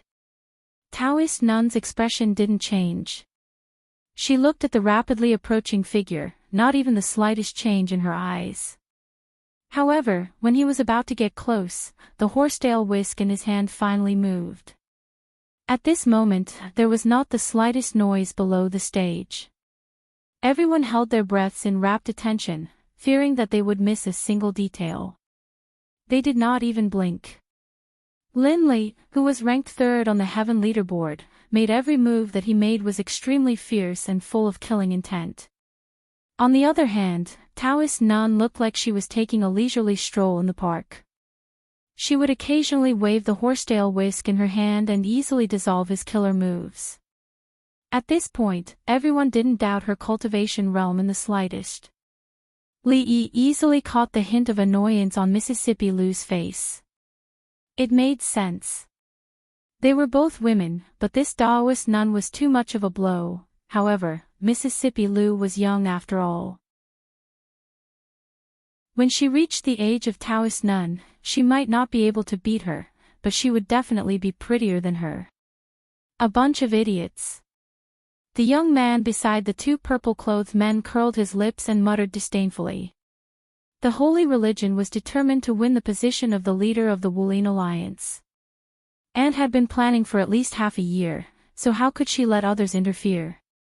The crowd cried out in surprise at the next moment. The man named Linley drew an arc in the air, his body tumbling a few times before he landed steadily on the ground. A hint of admiration appeared on his face. He cupped his hands and said, "Thank you for showing mercy, Senior."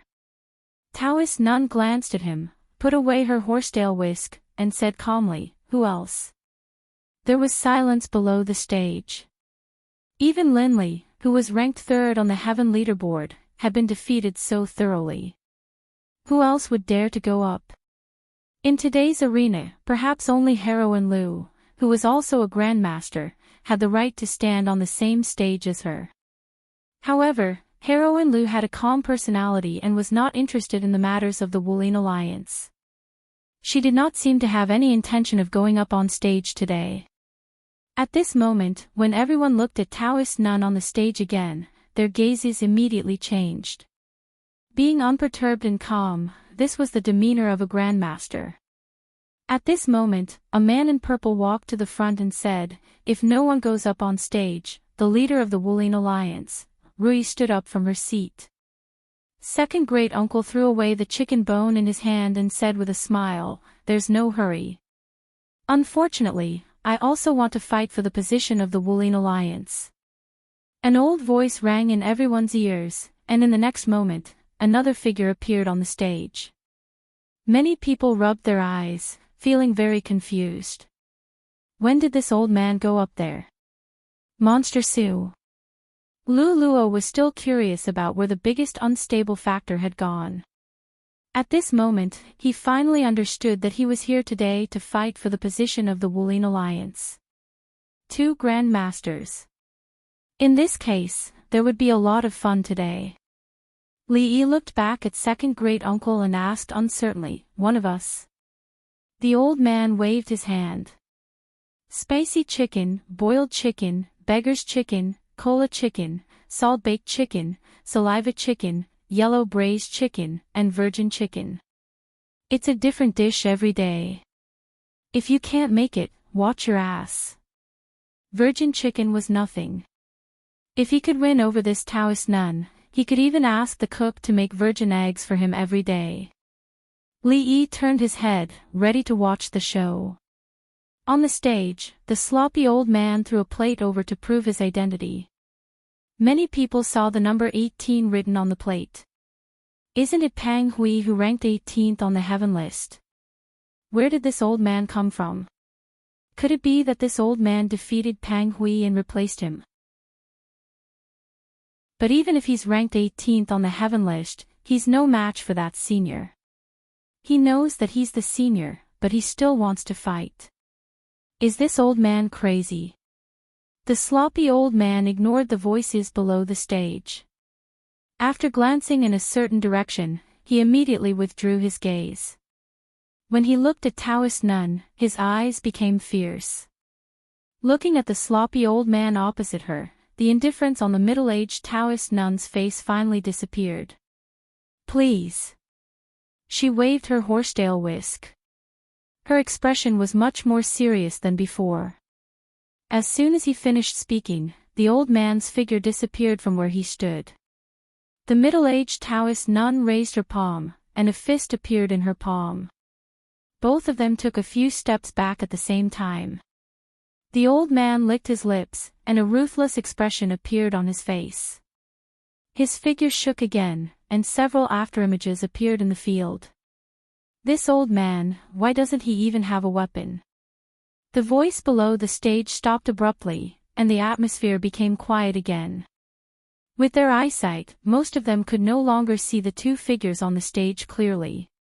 It was different from what they had imagined. The reckless old man did not lose immediately, and the Grand Master Senior was not as calm as before. Only a Grand Master could fight a Grand Master to this extent. Two Grand Masters. Everyone immediately sat up straight. To be able to see a Grand Master in action was already a blessing of 3 lifetimes. Two Grand Master experts fighting for the master of the martial arts world on the same stage. Who among them had seen this before?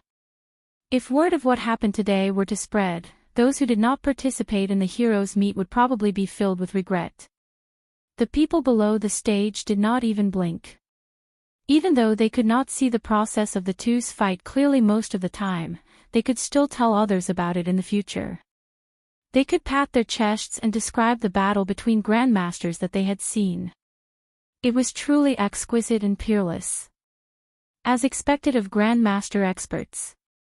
The two of them waved their hands, which contained the heavenly Tao, and fought until the heavens and earth lost their color and the sun and moon lost their light. On the stage, the middle-aged Taoist nun forced the sloppy old man back again. Her expression was calm, but her hands, which were hidden in her sleeves, were trembling slightly. She glanced at the ferocious-looking old man, feeling shocked and doubtful. The Grand Master opposite her was obviously the same as her. He cultivated in martial arts, and it was difficult for him to win with his inner force. Moreover, he was old and his strength was waning. At the same level, he should have more of an advantage in experience. But in the few moves they'd exchanged earlier, Chinshi had actually completely abandoned this advantage, and he'd used his full strength every single time, forcing him to have no choice but to deal with him with his full strength. If he was the slightest bit careless, then he'd probably lose at Chinshi's hands. Under such ferocious attacks, the blood in her body was in turmoil, and she felt extremely uncomfortable. After a while, seeing that the sloppy old man did not change his attacks, the middle-aged Taoist nun swallowed a mouthful of blood without a trace. Her expression gradually darkened. Such a battle would hurt both the opponent and herself. Could it be that the Grandmaster opposite her was a lunatic? Then why was the position of the master of the martial arts world so attractive to him? He's already so old, but he's really fighting hard. Even an amateur like Li Yi could tell that the old man was truly fighting with his life. He could not help but sigh. Chapter 575. So this is a battle between grandmasters? As the crowd watched, doubts began to surface in their minds. The fight between two grandmasters did not seem to be as exciting as they had imagined. Apart from being faster and having a more violent fighting style, the moves were not that extraordinary. They were even far inferior to those on the heaven list. Just as the crowd was feeling puzzled, someone suddenly said, "Return to simplicity, return to simplicity, I understand now. This is a grandmaster, this is a grandmaster." The people who heard this were stunned. After a while, when they looked at the stage again, they could not help but be in awe. Returning to simplicity was a description of a grandmaster in the martial arts world. However, because grandmasters were hard to find, many people did not know what they meant. At this moment, with someone's reminder, it was as if they had been enlightened and had a sudden realization. Abandoning all fancy moves, fists were fists, palms were palms.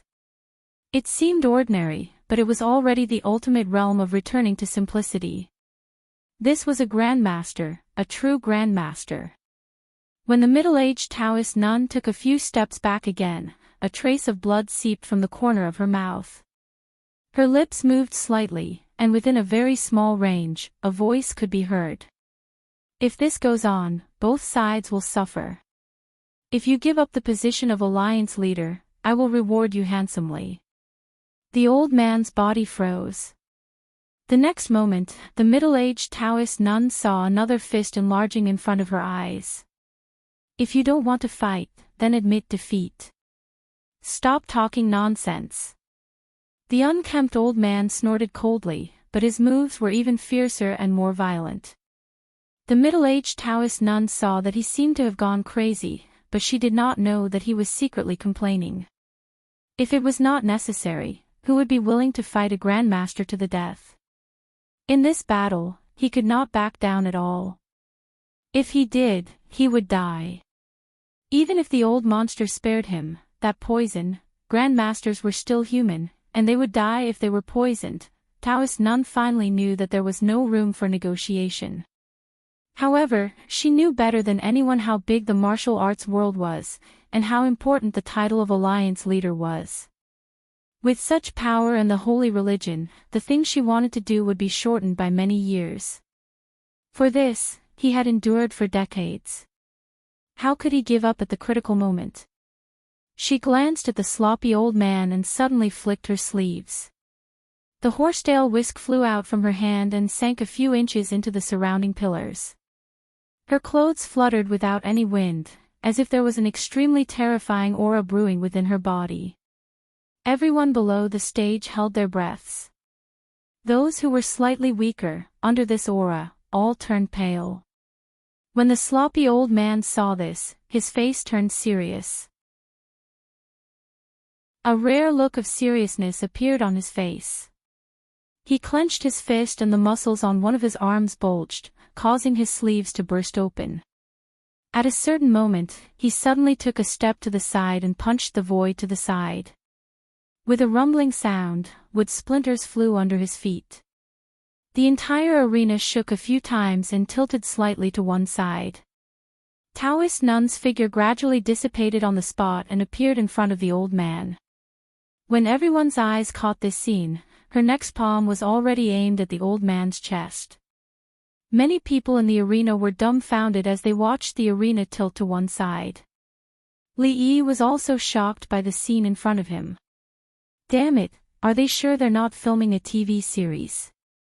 Rui said softly, "That old man is old and weak after all. They're both gurus, but his strength is slightly inferior to Taoist nuns."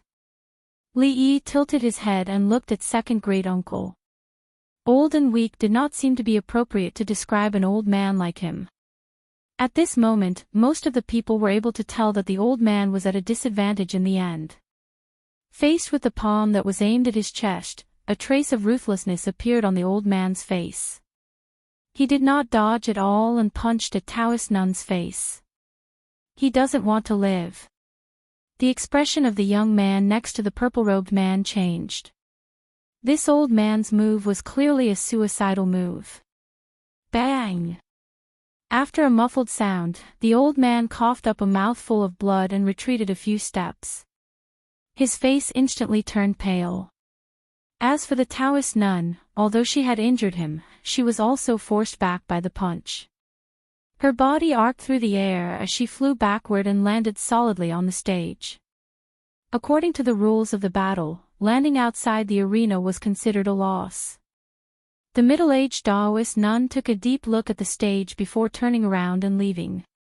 She was willing to risk her life to force herself to step down from the stage. The two purple-robed men and the young man also looked at the arena.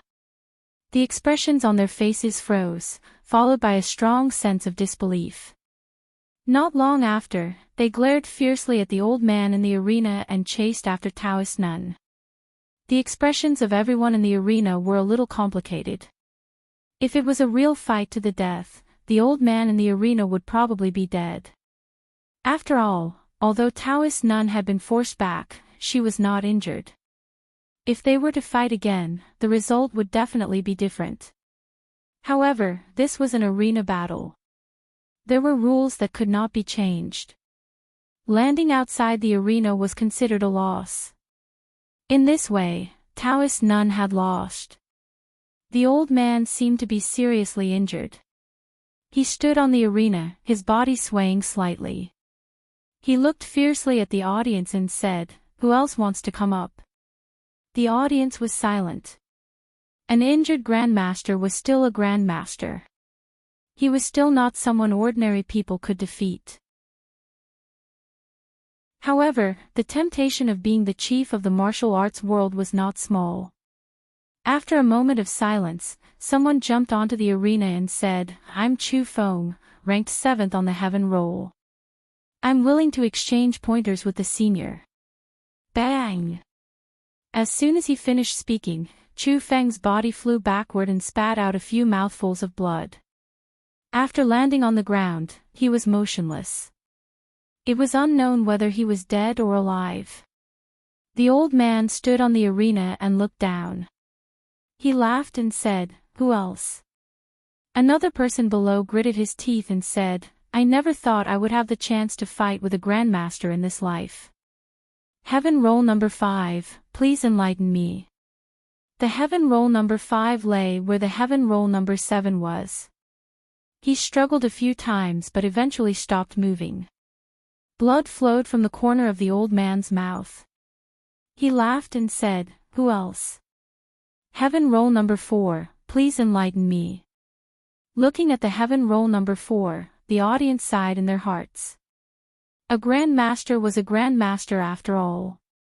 Even though he was injured, there was still a world of difference between him and the experts on the heaven roll. Even the second Miss Liu might not be his match. Today, unless her sister made a move, the chief of the martial arts world would be this senior on the arena. Lu Luo looked at the old man and shook his head. That palm just now avoided a vital point. It's far from fatal.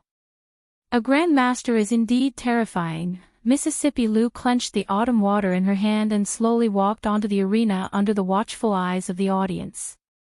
Lu Luo was slightly stunned. He immediately turned around and said worriedly, "He still has most of his strength."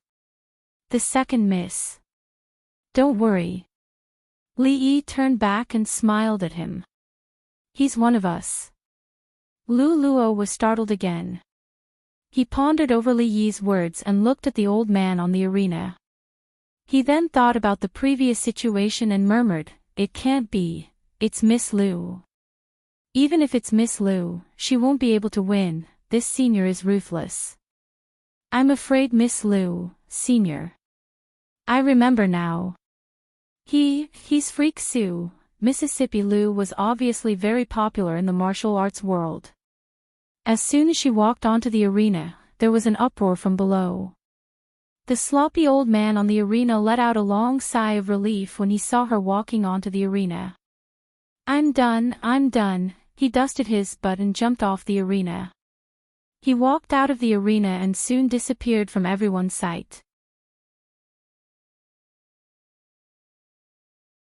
Chapter 576. He's admitting defeat just like that. The sloppy old man patted his butt and left, not taking a single cloud with him. Countless people looked at each other in dismay, not knowing what exactly was going on. If Su had not interfered, the Taoist nun would have been the alliance master of the Wulin today. However, he had eliminated Taoist nun at the risk of being injured, and he had also defeated the top few experts on the heaven leaderboard. It seemed that he would not stop until he had obtained the position of Alliance Master. As long as he defeated second Miss Lu, the position of Alliance Master of the Wulin would be in his hands. How could he admit defeat and leave at this time? This was basically giving away the position of Alliance Master.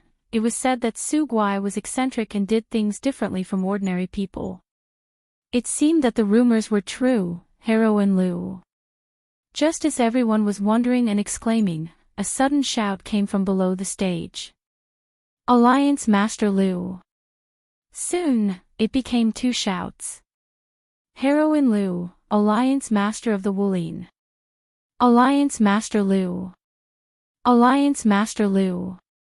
It was only then that everyone came to their senses. No matter what, since Su blamed them for leaving, according to the rules, it was counted as his loss. There were still a few experts on the heaven leaderboard who had not entered the stage, but they were ranked in the middle. They were not even qualified to compete with second Miss Lu. Who else could it be other than her? If the two grandmasters did not appear today, there was a 90% chance that the Alliance Master would be Lu. Even if Su Guai defeated second Miss Lu, he would definitely not be a match for another grandmaster at his peak. She was the second on the heaven leaderboard, had a sister in the grandmaster realm, and was the leader of the Lu Alliance. Although she was only a woman, most people were convinced that she had become the Alliance Master of the Wulin. Alliance Master Lu. Alliance Master Lu. As the voices spread, more and more people began to shout. Who's the one who arranged this? The voices around them were getting louder and louder. Li Yi was stunned when he saw Lu Luo whisper something into someone's ear and walk over. How did second great uncle make that old man work so hard? It was still noisy outside. Li Yi sat in the spacious tent, passed the peeled apple to Ru Yi, and asked in confusion. As a grandmaster, he didn't hesitate to get injured to clear the path for Mississippi Lu. What was he after? As expected, the thoughts of the elderly could not be speculated with common sense. Rui smiled and cut a piece of apple for Li Yi, saying, second granduncle should have his own way. Old monster. Old senior. In another tent, the sloppy old man's face was pale. He stood in front of second great uncle and said in a trembling voice, Senior, I've done what you asked me to do. The antidote, what's the hurry? The old man said lazily. Do you think I'll lie to you? The sloppy old man smiled embarrassedly and said, Senior's martial arts are unparalleled. Naturally, you won't lie to me. Second great uncle glanced at him and took out a milky white square object the size of a fingernail. He threw it over and said, Eat it. The sloppy old man quickly caught it.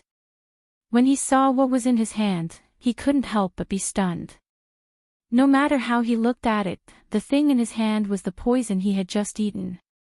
Senior, this. The sloppy old man looked at him and said in disbelief, This is what I just ate, just eat it. Don't talk so much nonsense. Second great uncle glanced at him and said, Have you heard of fighting poison with poison? The sloppy old man stood where he was and looked uncertain for a long time. If he didn't eat it, he would definitely not live past this time tomorrow.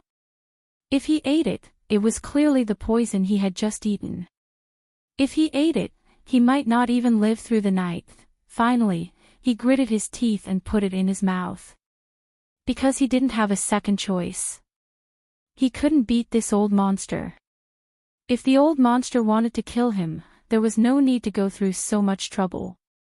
He could only do as he said. Second great uncle glanced at him and asked, How is it? Sweet? The sloppy old man nodded. He didn't know where this poison was extracted from, but it was actually so sweet and had a faint milky fragrance. Disregarding the toxicity, just from the taste alone, it was the first time he had tasted such a sweet poison in his dozens of years of life. Brat, you put less sugar this time. Otherwise, it could be sweeter.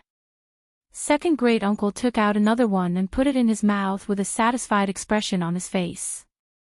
Seeing this, the sloppy old man was stunned. Say, senior. Who are you? Second great uncle looked at him with dissatisfaction and said, You've eaten the candy. Why don't you leave and wait for me to send you off? The sloppy old man asked in disbelief, It's not poison. This old man has nothing better to do after eating. Why would he carry poison with him? Second great uncle looked up at him as if he was looking at a mentally retarded person. The sloppy old man pointed to his waist and said, Then why here? Second great uncle stretched out 2 fingers and poked another part of his waist and asked, Does it hurt? The sloppy old man gasped. It hurts. It hurts when you poke me too. Second great uncle waved his hand and said, Go, go. I won't keep you for dinner. The sloppy old man walked outside in a daze. Today's encounter was really full of twists and turns. He thought he was poisoned, and in order to get the antidote, he risked his life to win against the Taoist nun. The injury he suffered this time would probably take more than half a year to completely recover. In the end, he found out that he had only eaten a piece of candy. At this time, the feelings in his heart couldn't be described in words. When he walked to the door, he seemed to think of something. He suddenly turned around and asked tentatively, Senior, may I ask, what realm are you in now? He originally thought that the Supreme Master was the end of martial arts. Until today, he realized that there was always someone better than him. He was just a frog at the bottom of a well. The realm of this old monster was definitely a level that he had never heard of. As a warrior, he had been pursuing the end of martial arts all his life. Although he was depressed today, didn't it also open the door to a new world for him and let him see an unprecedented light? Void breaking. Have you heard of it? Second great uncle glanced at him and said lightly. The sloppy old man's expression changed greatly. He blurted out, What? Void breaking is real.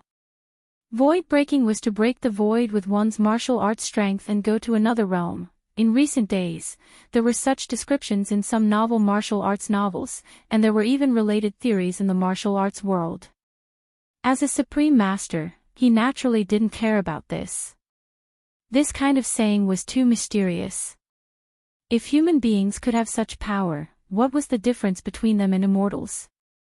However, the existence of the old man in front of him had subverted his previous ideas. At this moment, he didn't dare to completely deny it. When he raised his head, his face suddenly showed an excited expression. He said, I wonder if Senior can open my eyes and let me see if I can break the void. Second great uncle's face turned red. He glared at the sloppy old man and said, Get out of here. In the courtyard, the eyes of Xiao Huan and several maids in the mansion sparkled with admiration. Li Yi was vividly telling them about the martial arts circle convention today and how Second Miss defeated a supreme master and won the position of the chief of the martial arts world. In the room, Mississippi Lu's pretty face was a little blank. She looked at Rui and asked, What should I do next? Rui looked outside the door. After a moment, she withdrew her gaze and said, The title of the chief of the martial arts world can't convince everyone. We should improve the strength of the Lu Alliance as soon as possible, expand the influence and appeal of the Lu Alliance, and gather the power of the martial arts world. We have a lot of enemies. It's better to be prepared, just in case. The Qin family is not enough. We've provoked so many powerful enemies. Not long after, Mississippi Lu walked out of the room and glanced at Li Yi with dissatisfaction. Seeing her appear, Xiao Huan and several chattering figures instantly surrounded her. Chapter 577. Although the Jing state also had foreign enemies, the degree of danger was far less than the situation of the southern Song dynasty described in The Return of the Condor Heroes. Whether it was the common people or Jianghu, the awareness of the nation's worries was much weaker. Hence, there was no need for them to imitate novels and discuss how they should be loyal to their country and force back powerful enemies. Instead, sparring with each other and electing a master of martial arts was the most important thing. The second thing was to use this event, which had not been seen in decades in the world of martial artists, to make friends with heroes from all walks of life, gain knowledge, and see the world. However, after the competition for the leader of the martial arts world, in the next few days, everyone's mood was even higher. Although leader Lu was a woman, she was as forthright as a man. She held the hero banquet for 3 consecutive days.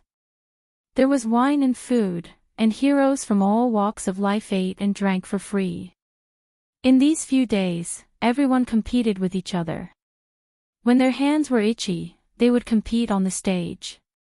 More than half of the martial arts world's top experts gathered together. It was a grand and rare sight. Among them, there were countless people who expressed their intention to join the Lu Alliance. There was no other reason than that any member of the Lu Alliance could earn points by completing missions. These points could be directly exchanged for silver, or they could be used to exchange for weapons forged by famous blacksmiths. They could even be used to ask for pointers from masters on the sky roll. If their points reached a certain level, it was even possible to ask a grandmaster to teach them martial arts. Of course, to exchange for points, it was not necessary to join the Lu Alliance.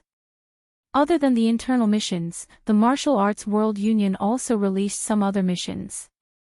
The difficulty was relatively lower, and the points were lower. For example, helping the government to catch wanted criminals could earn points. These points were also useful in the Lu Alliance. 3 days. Almost 1,000 taels of silver is gone. What a wastrel, Li Yi sighed. Although he had a lot of money, it was still a little painful to spend 1,000 taels of silver without even making a splash. Now that he thought about it, Hero Gua and his wife were the real rich people. The hero banquet lasted for a month. How much money did they spend? From another perspective, this was also a kind of investment. After all, the martial arts world's people added up to a huge force that could not be underestimated. It was necessary to raise a flag and start a rebellion. However, whether or not this investment would be able to recoup its capital, and when it would be able to recoup its capital, was unknown. After feeling heartache for a while, he shook his head. So be it if he squandered. After all, his family was rich. Mississippi Lu's method of squandering was not ruthless enough. Now, the brothel, including all the shops, brought in more than 1,000 taels of silver every day. The banquet of heroes would eventually come to an end. Several days later, a large number of people in the martial arts world began to leave the capital. He had gained a lot from this trip. He was lucky enough to see a fight between grandmasters, and he learned a lot from sparring with fellow martial artists. When he went back, he would slowly comprehend it. It wouldn't take long for his strength to rise to the next level. Of course, there were also some who stayed behind. With the start of the heroes' banquet, the martial arts world had entered a new era. The capital was now the core of the entire martial arts world. They were no longer alone. There were countless martial artists around them, and there was the Martial Arts Guild and Alliance leader Lu behind them. Here, they could quickly improve their strength. They wanted to get on the chivalry ranking and the chivalry ranking.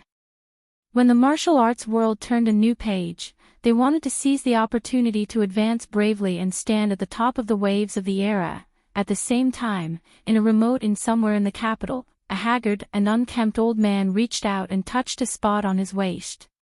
He let out a long sigh of relief, and his heart was finally at ease. God knew how he spent the past few days.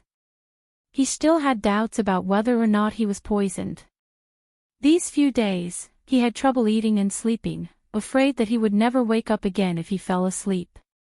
Over the past few days, he had visited several famous doctors in the capital. One of them had even worked in the Imperial Physician's Bureau before, but they all concluded that he was not poisoned. Today, he checked his body again and confirmed that it was really just a piece of candy. Only then did he finally relax. Thinking about how he had traveled all over the capital over the past few days and had not seen any shop selling that thing, a hint of suspicion appeared on the unkempt old man's face. "That candy, where did you buy it from?" In a courtyard outside the capital, a man in purple said respectfully, "Your Highness, the person who fought with you on the stage that day is confirmed to be Monster Sue." Monster Sue. An inexplicable emotion appeared in the middle-aged Taoist nun's eyes. She had heard of this Grand Master's name before, but she could not understand why he would risk his life to stop her when there was no enmity between the two of them. At the end of the day, she still had her concerns. Even if she was stronger than Monster Sue, even if she could defeat him, it would not be easy for her. Being heavily injured would be the least of it. It was not impossible for both of them to be injured or even perish together. To her, the position of the chief of the martial world was very important, but it was far from the point where she would trade her life for it. The man in purple continued, "Monster Sue heavily injured several experts ranked at the top of the heaven roll, but he voluntarily gave up after Miss Liu went on stage. I feel that there must be something fishy going on. A Grand Master had a Grand Master's integrity. It was impossible for anyone to do something like helping someone else for free. Apart from the royal family, no one could bribe or threaten a Grand Master." The middle-aged Taoist nun was completely puzzled by this matter. The young man next to the man in purple said with an unconvinced expression, "Aunt, are we just going to give up the position of the chief of the martial world? The holy religion has been planning for this for a long time. Naturally, we won't give up." The middle-aged Taoist nun said, "We'll put this matter aside for now. I'm going to the Qi Kingdom. It'll take at least half a year, or at most a year. During this time, all of you should stay in the capital. Don't act rashly, lest you attract the attention of the officials and the imperial court." "I understand." The man in purple immediately bowed and said, "As for that woman, don't let anyone come into contact with her. Send some people to keep an eye on her," the middle-aged Taoist nun added. "Lady, there are many people guarding that woman. It's very difficult for our people to get close to her." The man in purple looked troubled and said, "If we want to get close to her, we can only start from the brothel. We've already arranged for people to infiltrate the brothel." He had an indescribable feeling towards that woman who had appeared out of nowhere. He had originally been someone who had nothing to do with the holy religion. Now, his position in the religion had become more and more important. After he said those words in front of nearly 100 believers, there was no turning back. The middle-aged Taoist nun walked out of the courtyard. The man in purple bowed and said, "Farewell, lady, hero assembly." Emperor Jing held a report from the intelligence office in his hand. He frowned and said, "What's going on?" Changde, who was beside him, said, "Your Majesty, this is a grand meeting held by the people of the martial world. It's just outside the capital. Heroes from all walks of life are invited to learn from each other and compete on the same stage to choose a chief of the martial world to lead the heroes." Emperor Jing frowned again. The so-called hero assembly, in the eyes of the imperial court or the emperor, was equivalent to an illegal assembly. For this kind of thing, whether it was the local officials or the imperial court, they all attached great importance to it. This was because it was also a necessary step to gather the rebels and raise flags to rebel.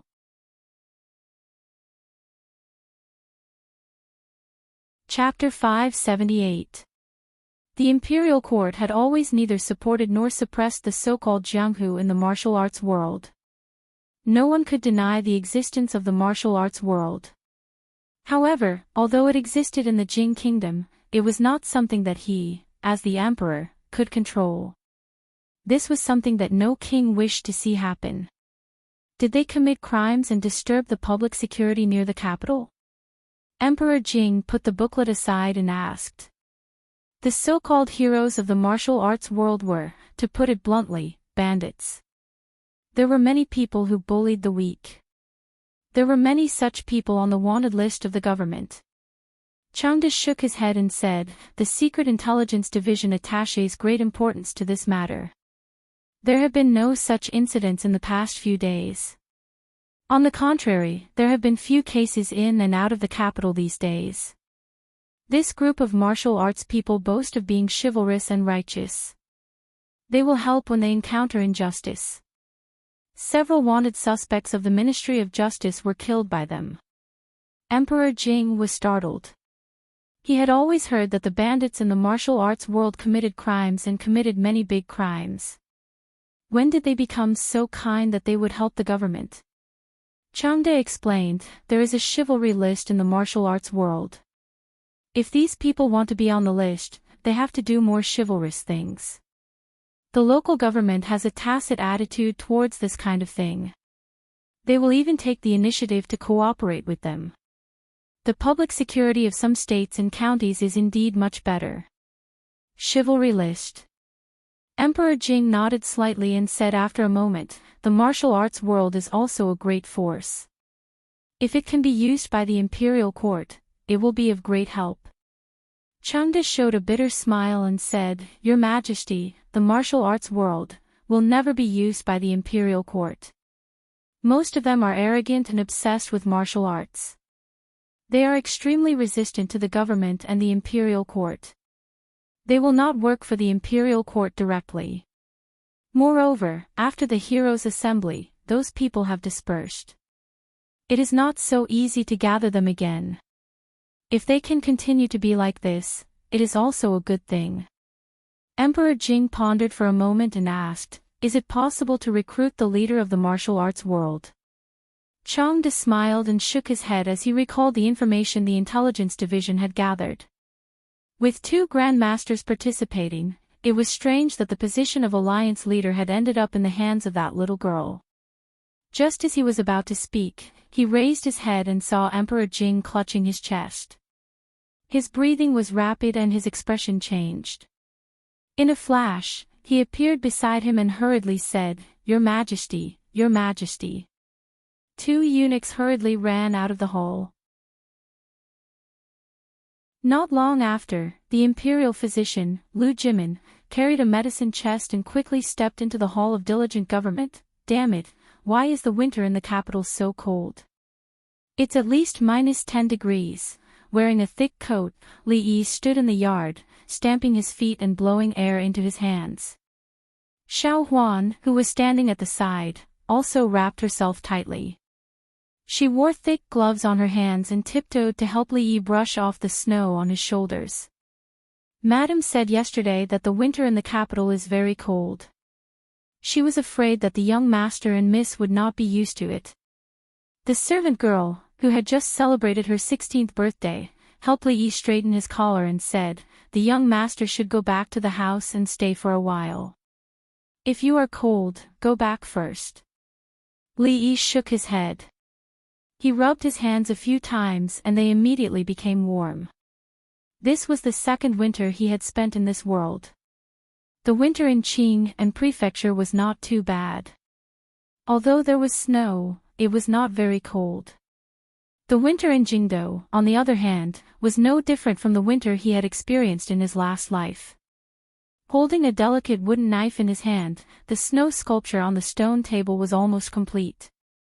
Xiao Huan looked at the snow sculpture on the stone table and the corners of her mouth curled up. There were 4 palm-sized figures in total, eldest miss, second miss, the young master, and her. Although after moving to the capital, there were countless good food and fun things to do, but what she missed the most was still the days in the stockade with the young master and the young miss. The proud Lolita, who had wrapped herself up like a bear, rolled out of the room. Seeing the snow sculpture on the stone table, her large eyes immediately widened. I want it too, I want it too, I want to be with father and mother. If father sees it, he will definitely be very high. Li Yi rubbed the proud Lolita's little face. She ran away before she finished speaking. Rubbing her face quickly, she picked up a snowball from the side and threw it over. She said angrily, You wait, I'm going to find Sister Rui. Finishing, she rolled back into the room to complain. Li Yi placed his hand on his face and immediately shivered. When he looked at Xiao Huan, the servant girl broke into a run. He rubbed his hands hard and turned back to look at the snow sculpture on the stone table. He smiled and turned to walk back into the room. It was the winter of the second year of Jinghe, the 23rd of the 12th month, the Little New Year. 2 months had passed since the heroes' assembly. 2 months ago, the old emperor fell ill again. Although his life was not in danger, his body did not seem to be getting better. The morning court session changed from 1 day to 3 days, then 5 days. At this point, the last time the officials attended court was already 7 days ago. The winter weather was cold and the air was dry. It was the season when asthma occurred frequently. The second year of Jinghe was a hot summer that had not been seen in decades. It indicated that this year's winter would be especially cold. This matter was finally confirmed not long ago. In this period of time, Li Yi had entered the palace a few times. The old emperor's body would not collapse in a short period of time. At least, it would not be a problem for him to survive this winter. The earth dragon was burning hot. The inside and outside of the room were 2 different worlds. Little Nian wanted to eat dumplings. Rui was making dumplings. On one side was Mississippi Lu. Xiao Huan sat on the other side to help. Yong Ning was watching from the opposite side. As for the Tsundra Lolita, she was purely here to cause trouble. When she saw Li Yi coming in, she pounced towards Li Yi with her hands covered in flour. Li Yi's palm pressed against her forehead, so she could only bare her fangs and brandish her claws. In the end, she gave up on smearing the flour on Li Yi's face. When she turned around and saw the dumplings Mississippi Lu was making, she immediately held her stomach and laughed. Li Yi had long understood that Mississippi Lu was an otherworldly fairy. If she made dumplings well, she would not be called a fairy. He walked over and took her place. He pushed the pile of strangely shaped dumplings to the side. The dumplings had to be made quickly. The 2 little princesses had to return to the palace before the sky turned dark. Mississippi Lu stood up in embarrassment and anger. After glaring at him, she turned around and walked out of the room. It was still snowing heavily outside. In the blink of an eye, a layer of snow had fallen on the previously clean courtyard. 2 maids stood beside the stone table in the courtyard with brooms, chattering to something. Mississippi Lu walked over and looked at the stone table for a long time. According to the custom, firecrackers should be set off before the meal. The Tsundra Lolita volunteered to light it up. When she was escaping, she accidentally slipped and fell. Now, she was pouting and rubbing her butt. She looked rather depressed. However, this trace of depression soon disappeared when she ate the only newly minted copper coin in the dumplings. She jumped to show off. After the meal, the snow gradually subsided. Li Yi sat in the courtyard and thought about something.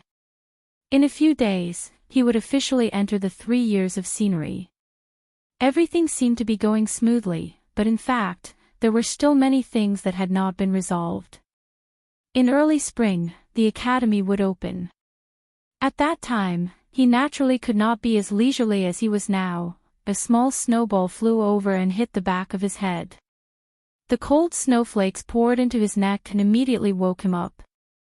The arrogant laughter of the Tsundra Lolita came from behind him. When Li Yi turned around and walked over, the laughter turned into a scream.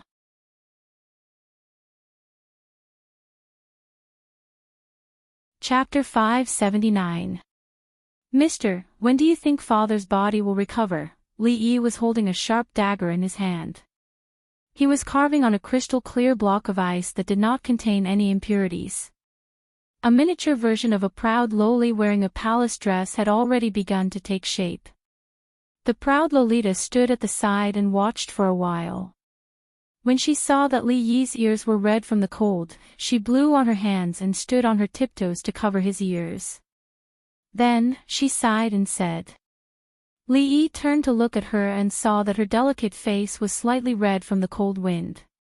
She actually looked like a little adult. He smiled and said, soon, when this winter is over. He had talked with the imperial physician Lu Jimin before. The old emperor's body was not at the point of exhaustion yet, but it would definitely not be as long as 3 to 5 years as he had initially expected. The current situation was that the more diligent he was in governing, the sooner he would step into that abyss. The more diligent he was in governing the country, the sooner he would step into that abyss. However, whether it was him or Lu Jimin, they could not change the old emperor's decision in this aspect. Winter is over, a glimmer of light appeared on the proud Lolita's face. She looked at the ice sculpture that was about to take shape and a trace of reluctance appeared on her face. Although the other her would melt after winter, but for the sake of father's recovery, it was better for winter to pass quickly. Li Yi turned back to look. Yongning and Xiao Huan were hiding in the room with only their heads peeking out. The snow in the corner had been swept away. A cover made of bamboo, a pile of rice, a wooden stick, and a thin silk thread extended into the room. A few sparrows tried a few times, but in the end, they could not resist the temptation and hopped into the cover to peck at the rice grains. Suddenly, the silk thread was tugged, and the elder girl ran out of the house with the younger girl. Yongning's affection for the old emperor was very limited. It was probably not even a tenth of the affection she had for the proud Lolita. This was normal. She only had a short memory of the old emperor in recent days. There were some things that she could not understand at this stage, but in another 2 years, she would be able to understand. The proud Lolita's attention was quickly attracted by the sparrows under the cover. She trotted over and discussed how to take the sparrows out of the cover. Li swept away the ice on the table. He could not fulfill the proud Lolita's request to carve an old emperor. She could do it herself, but if it was someone else, he would have accused her of being disrespectful. The sparrows were caught, but when they were taken out of the cover, they accidentally flew away. The 3 girls were a little disappointed. Li Yi had to personally help them catch 2 more sparrows. It was not unusual for 2 girls to play this game. Xiao Huan had just passed her 16th birthday, but she was like a child who could not grow up. In this kind of environment, her personality would probably not change even after a few years. As the end of the year approached, the incense in the temples near the capital was also at its peak. The old mistress and Rui went to the cold mountain temple. Fang's wife and a few other women also went with them. They gave out vegetarian food and accumulated merit. It would probably be 2 or 3 days before they returned. From today onwards, Fang and the others completely let go of themselves. They went to the city early in the morning and did not know if they would return at night. As for Li Yi himself, he could only look after the children at home. A silk thread was tied to the sparrow's leg, and the other end was held in their hands. Every time it wanted to fly away, it would be pulled back by the silk thread. This was what Li Yi played with when he was young. Yongning was too young and probably had not played with it before. Xiao Huan and the proud Lolita found it even more interesting. After chattering in the courtyard for a while, Xiao Huan ran in from outside and said, "Young master, those birds are very pitiful. Can we let them go?" "Go." Li Yi waved his hand, and the little servant girl ran out quickly. "Young master, they have been let go." After a while, she trotted back again. Li Yi was writing something at the table, and she sat on the other side. She supported her chin with one hand, blinked her eyes, and stared blankly for a while. It seemed that she thought of something, and her face suddenly turned red. "What are you thinking about?" After a while, even her neck was covered with a layer of pink. Li Yi stretched out his hand and snapped his fingers in front of her eyes. "No, nothing." After the little servant girl woke up with a start, her face was so red that it looked like it was about to drip blood. She lowered her head and ran out quickly. Li Xian walked in from outside, looked back, and said, "What, you finally made a move on your little servant girl? Why are you so free today?"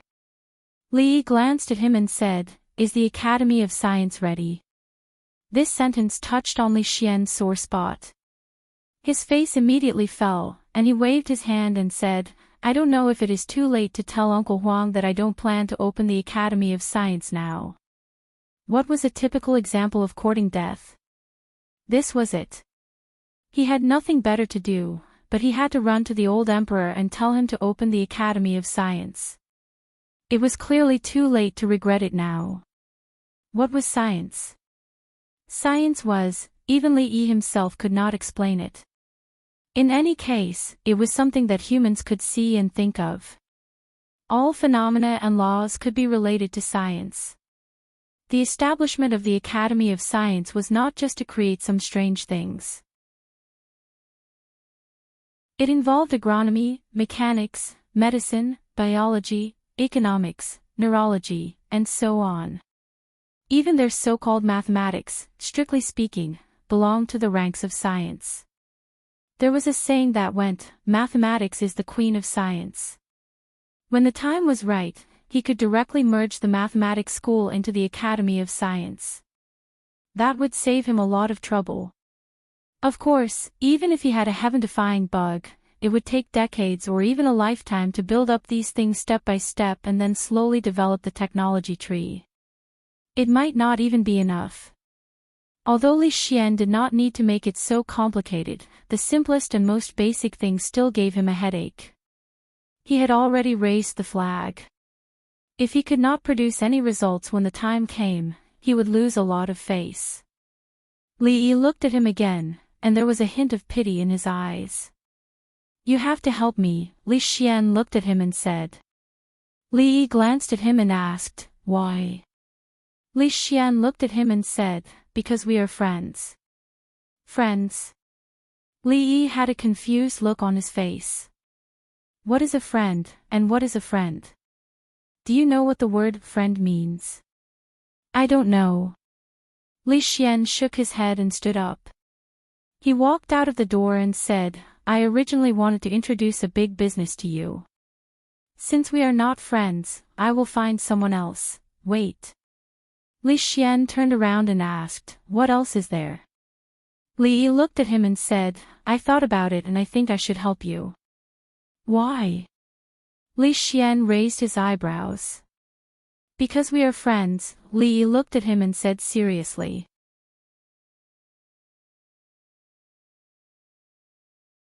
Chapter 580.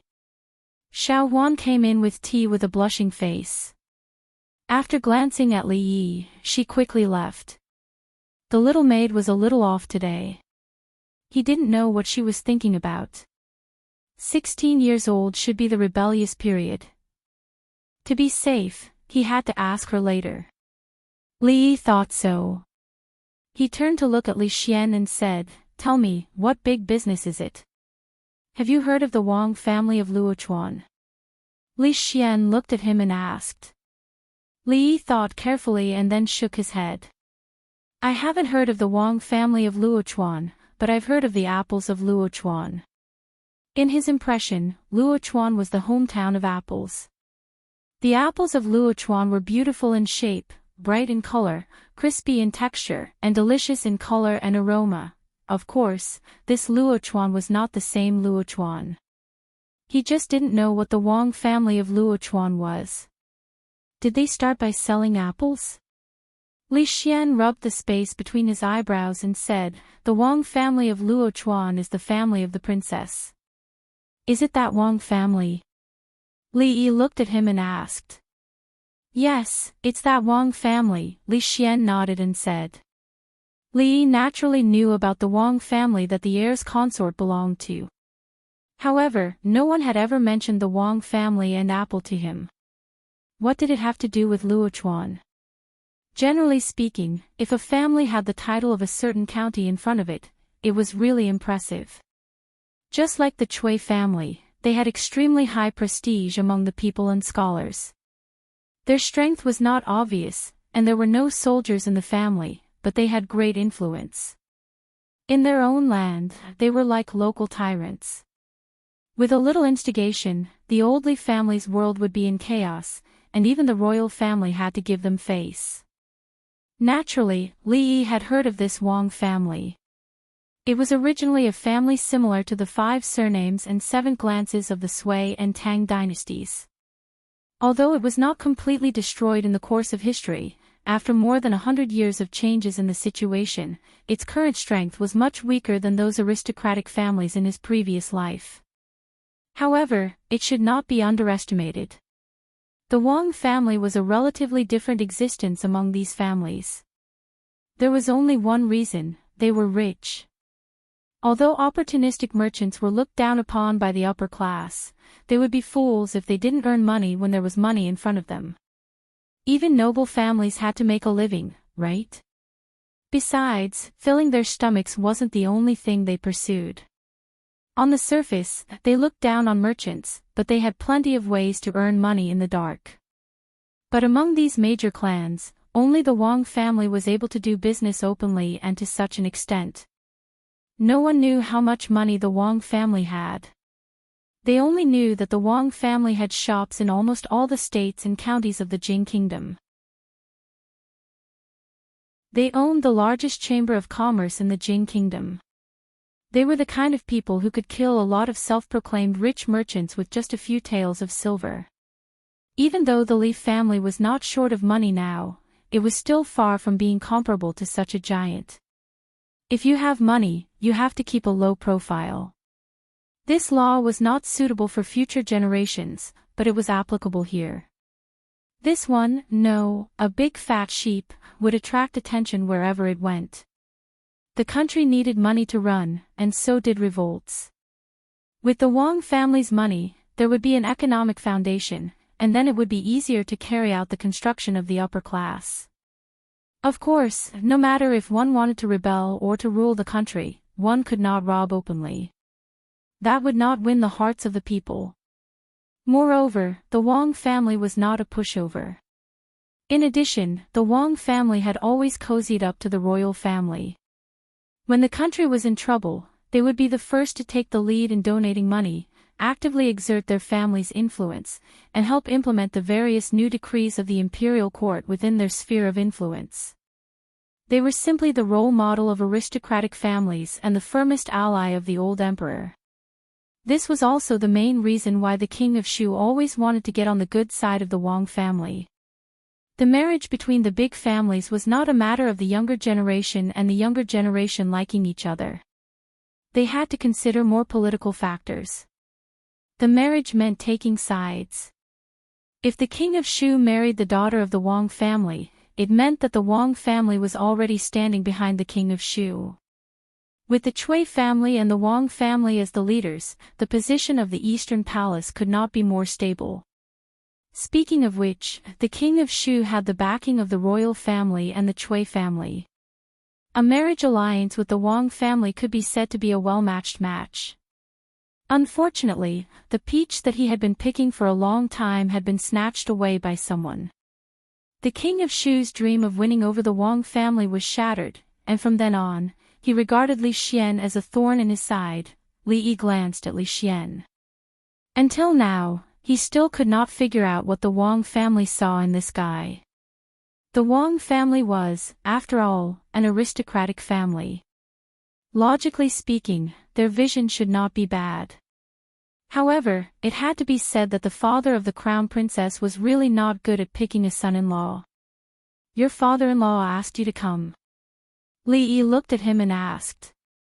A trace of awkwardness appeared on Li Xian's face. He said, the liquor, soap, and perfume business has taken over the capital in the past year. However, we do not have the manpower and financial resources to expand to other areas. This time, the Wang family wants to seek cooperation. 2 days ago, my father-in-law personally came to the crown prince's residence. The awkwardness on Li Xian's face deepened. At certain times, he was still a little thin-skinned, especially when he had something to ask of someone. It was difficult for him to speak up. Li Yi roughly understood what he meant. It was nothing more than the Wang family also taking a fancy to this big piece of cake and wanted a piece of it. The profits were huge. Although the Wang family now had countless shops in various industries, the majority of the profits were still in these few businesses. With such a big business, how could the Wang family not have this kind of vision? It was not surprising that they had taken a fancy to these few businesses. Of course, for both parties, this was indeed a win-win situation. Because of the lack of manpower, material, and financial resources, the business that Li Yi, Li Xian, and Her Royal Highness could only occupy the capital's market at most. And although the Wang family was capable, they lacked the core technology. This was the most crucial point. Without Li Yi's consent, they could not intervene at all. Cooperating with the Wang family would expand the market. In the future, money would definitely flow to the Wang family. Mississippi Lu was not afraid of squandering. Not to mention spending 1,000 taels in 3 days, even if she spent 10,000 taels in 3 days, spending 10,000 taels in 3 days would make her but swollen. In the future, there would be many things to spend money on. This way, they could also take out money to do more things. In addition, they had also established a beneficial relationship with the Wang family. Between families, this relationship was stronger than the relationship brought about by marriage. Of course, if the crown prince's wife had any good-looking sisters, then the two families would have an additional layer of bond on top of the benefits. Naturally, this was not considered. This matter did not bring any harm to the Wang family. Moreover, since Li Xian had spoken, as long as it did not cross the bottom line, he would not reject it. After all, in the entire Jing kingdom, there was only one person who would step forward and give him a kick instead of stopping him when he was beating up the king of Shu. Li Yi nodded and said, "If you have time in the next 2 days, ask the Wang family to send someone over to discuss the details of the cooperation." Li Xian thought for a while and said, "You don't have to take me into consideration for the Wang family's matters. Just do what you have to do." He weighed in his heart for a long time and finally made a decision. "Okay, then tell them not to send anyone over," Li Yi said straightforwardly. "Forget I said anything." Li Xian stood up. The guilt in his heart disappeared without a trace. He lifted his feet and walked out. "I will bring someone from the Wang family over tomorrow." "Wait a minute." Li Yi stopped him in time. Li Xian stepped out of the door with one foot and the other foot was ready to step out at any time. "Did the Wang family of Luochuan sell apples in the past?" Li Yi looked at him and asked curiously.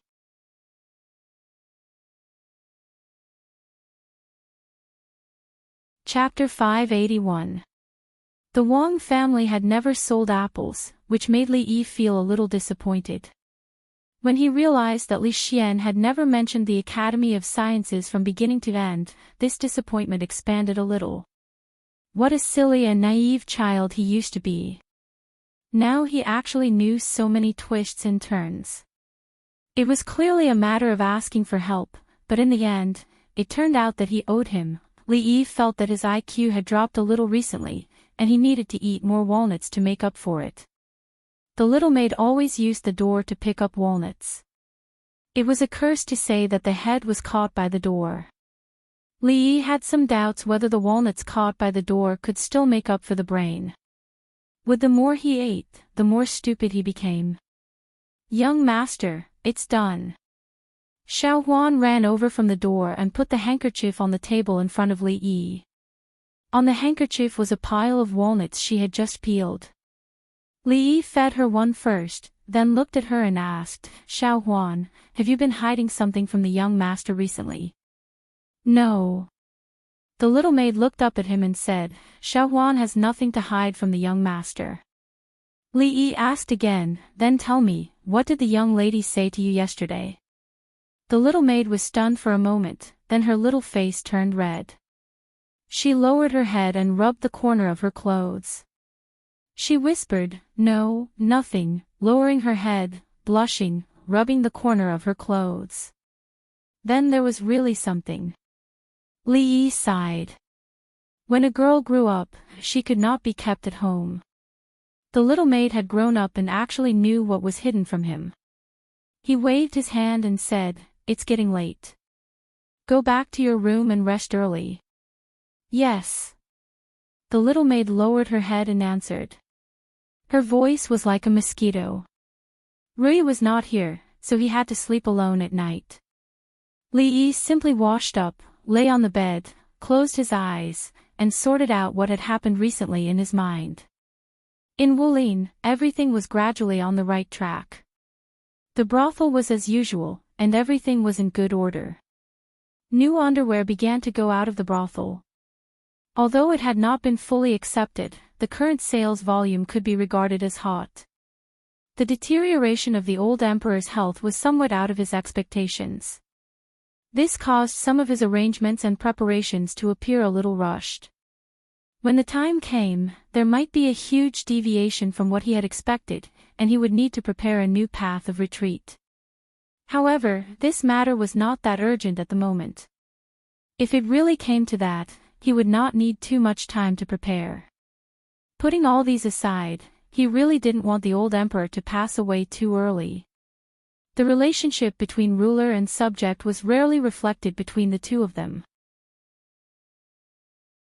What was more important in his heart was that next-door uncle who could comment on a few dishes and a bowl of white fungus and lotus seed soup with him in the garden of Ning Wangfu. Live well, Li Yi sighed as he heard a faint creaking sound. "Didn't you say you would be fasting for 3 days? Why are you back today?" The door opened and closed, and a graceful figure walked in from the darkness. There was no light in the room, so he couldn't see clearly. Li Yi asked with some doubt. The footsteps were getting louder, and the figure walked to the bedside. There was no response, and there was a rustling sound in his ear. It seemed that she was taking off her clothes.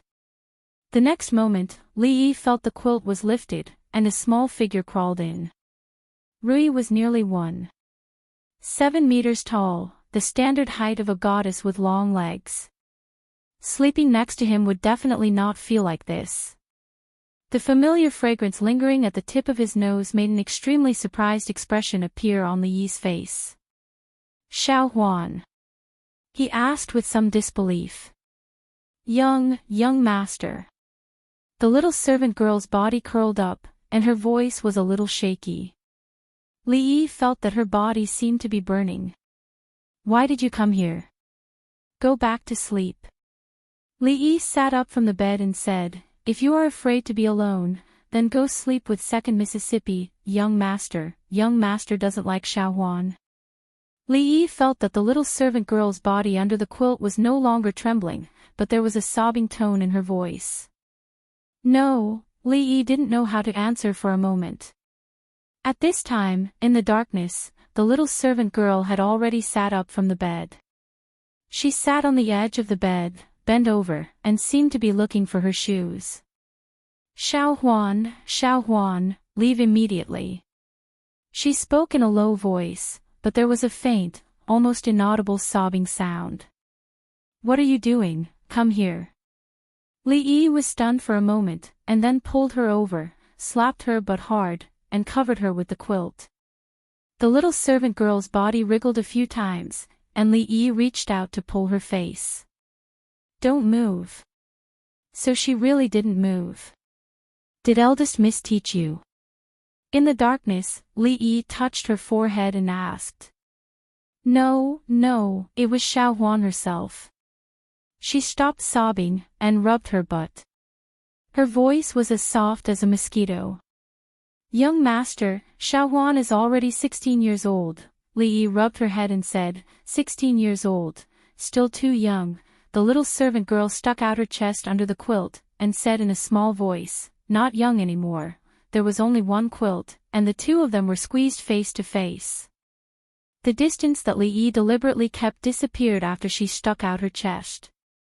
"Don't move." Li Yi's body stiffened, and he said in a low voice. "Oh." The little servant girl said in a low voice. After a while, she suddenly said, "Young master, what is it? There seems to be something under the quilt. Don't move." Li Yi's body stiffened, and he said, "There really is something," the little servant girl said seriously. In the next moment, Li Yi gritted his teeth and moved her hand away. "I said, don't move." When he was washing up in the morning, Li Yi looked at his reflection in the water, and he stared at the two dark circles under his eyes in a daze. Last night, he tossed and turned with Xiao Huan until midnight, and he didn't sleep well. Anyone who told a fairy tale until 2 or 3 o'clock would be like this, and he didn't even know when she fell asleep. He could only look but not move, and he had to tell her stories to coax her to sleep. Last night was really a double torture for his body and soul. This debt, when Rui came back, he would settle it with her. "Young master, you're awake." Xiao Huan walked in from outside, and her face was red. No matter how Li Yi looked at it, he felt that something was wrong. After staring at her for a while, he realized that today, she didn't do her hair in the two buns that he was most familiar with. Instead, she pulled her hair up and combed it into a bride's hairstyle. Heavens, does she even know what this means? Li Yi rubbed the space between his eyebrows, and his mind became more and more confused. Xiao Huan's face was a little hot from his stare, and she quickly ran out. A group of servant girls in the residence immediately surrounded her. When Mississippi Lu passed by the door, she looked at him a few more times, and Li Yi felt that she was laughing at him. When Li Xian walked to the door, he turned back to look at the courtyard. When he turned back again, he asked in astonishment, "Even her hair is combed up, it can't be, you really ate your little servant girl?" You're tuning into the Journey of the Soul YouTube channel. Don't forget to subscribe and join us on this journey to catch the most captivating stories.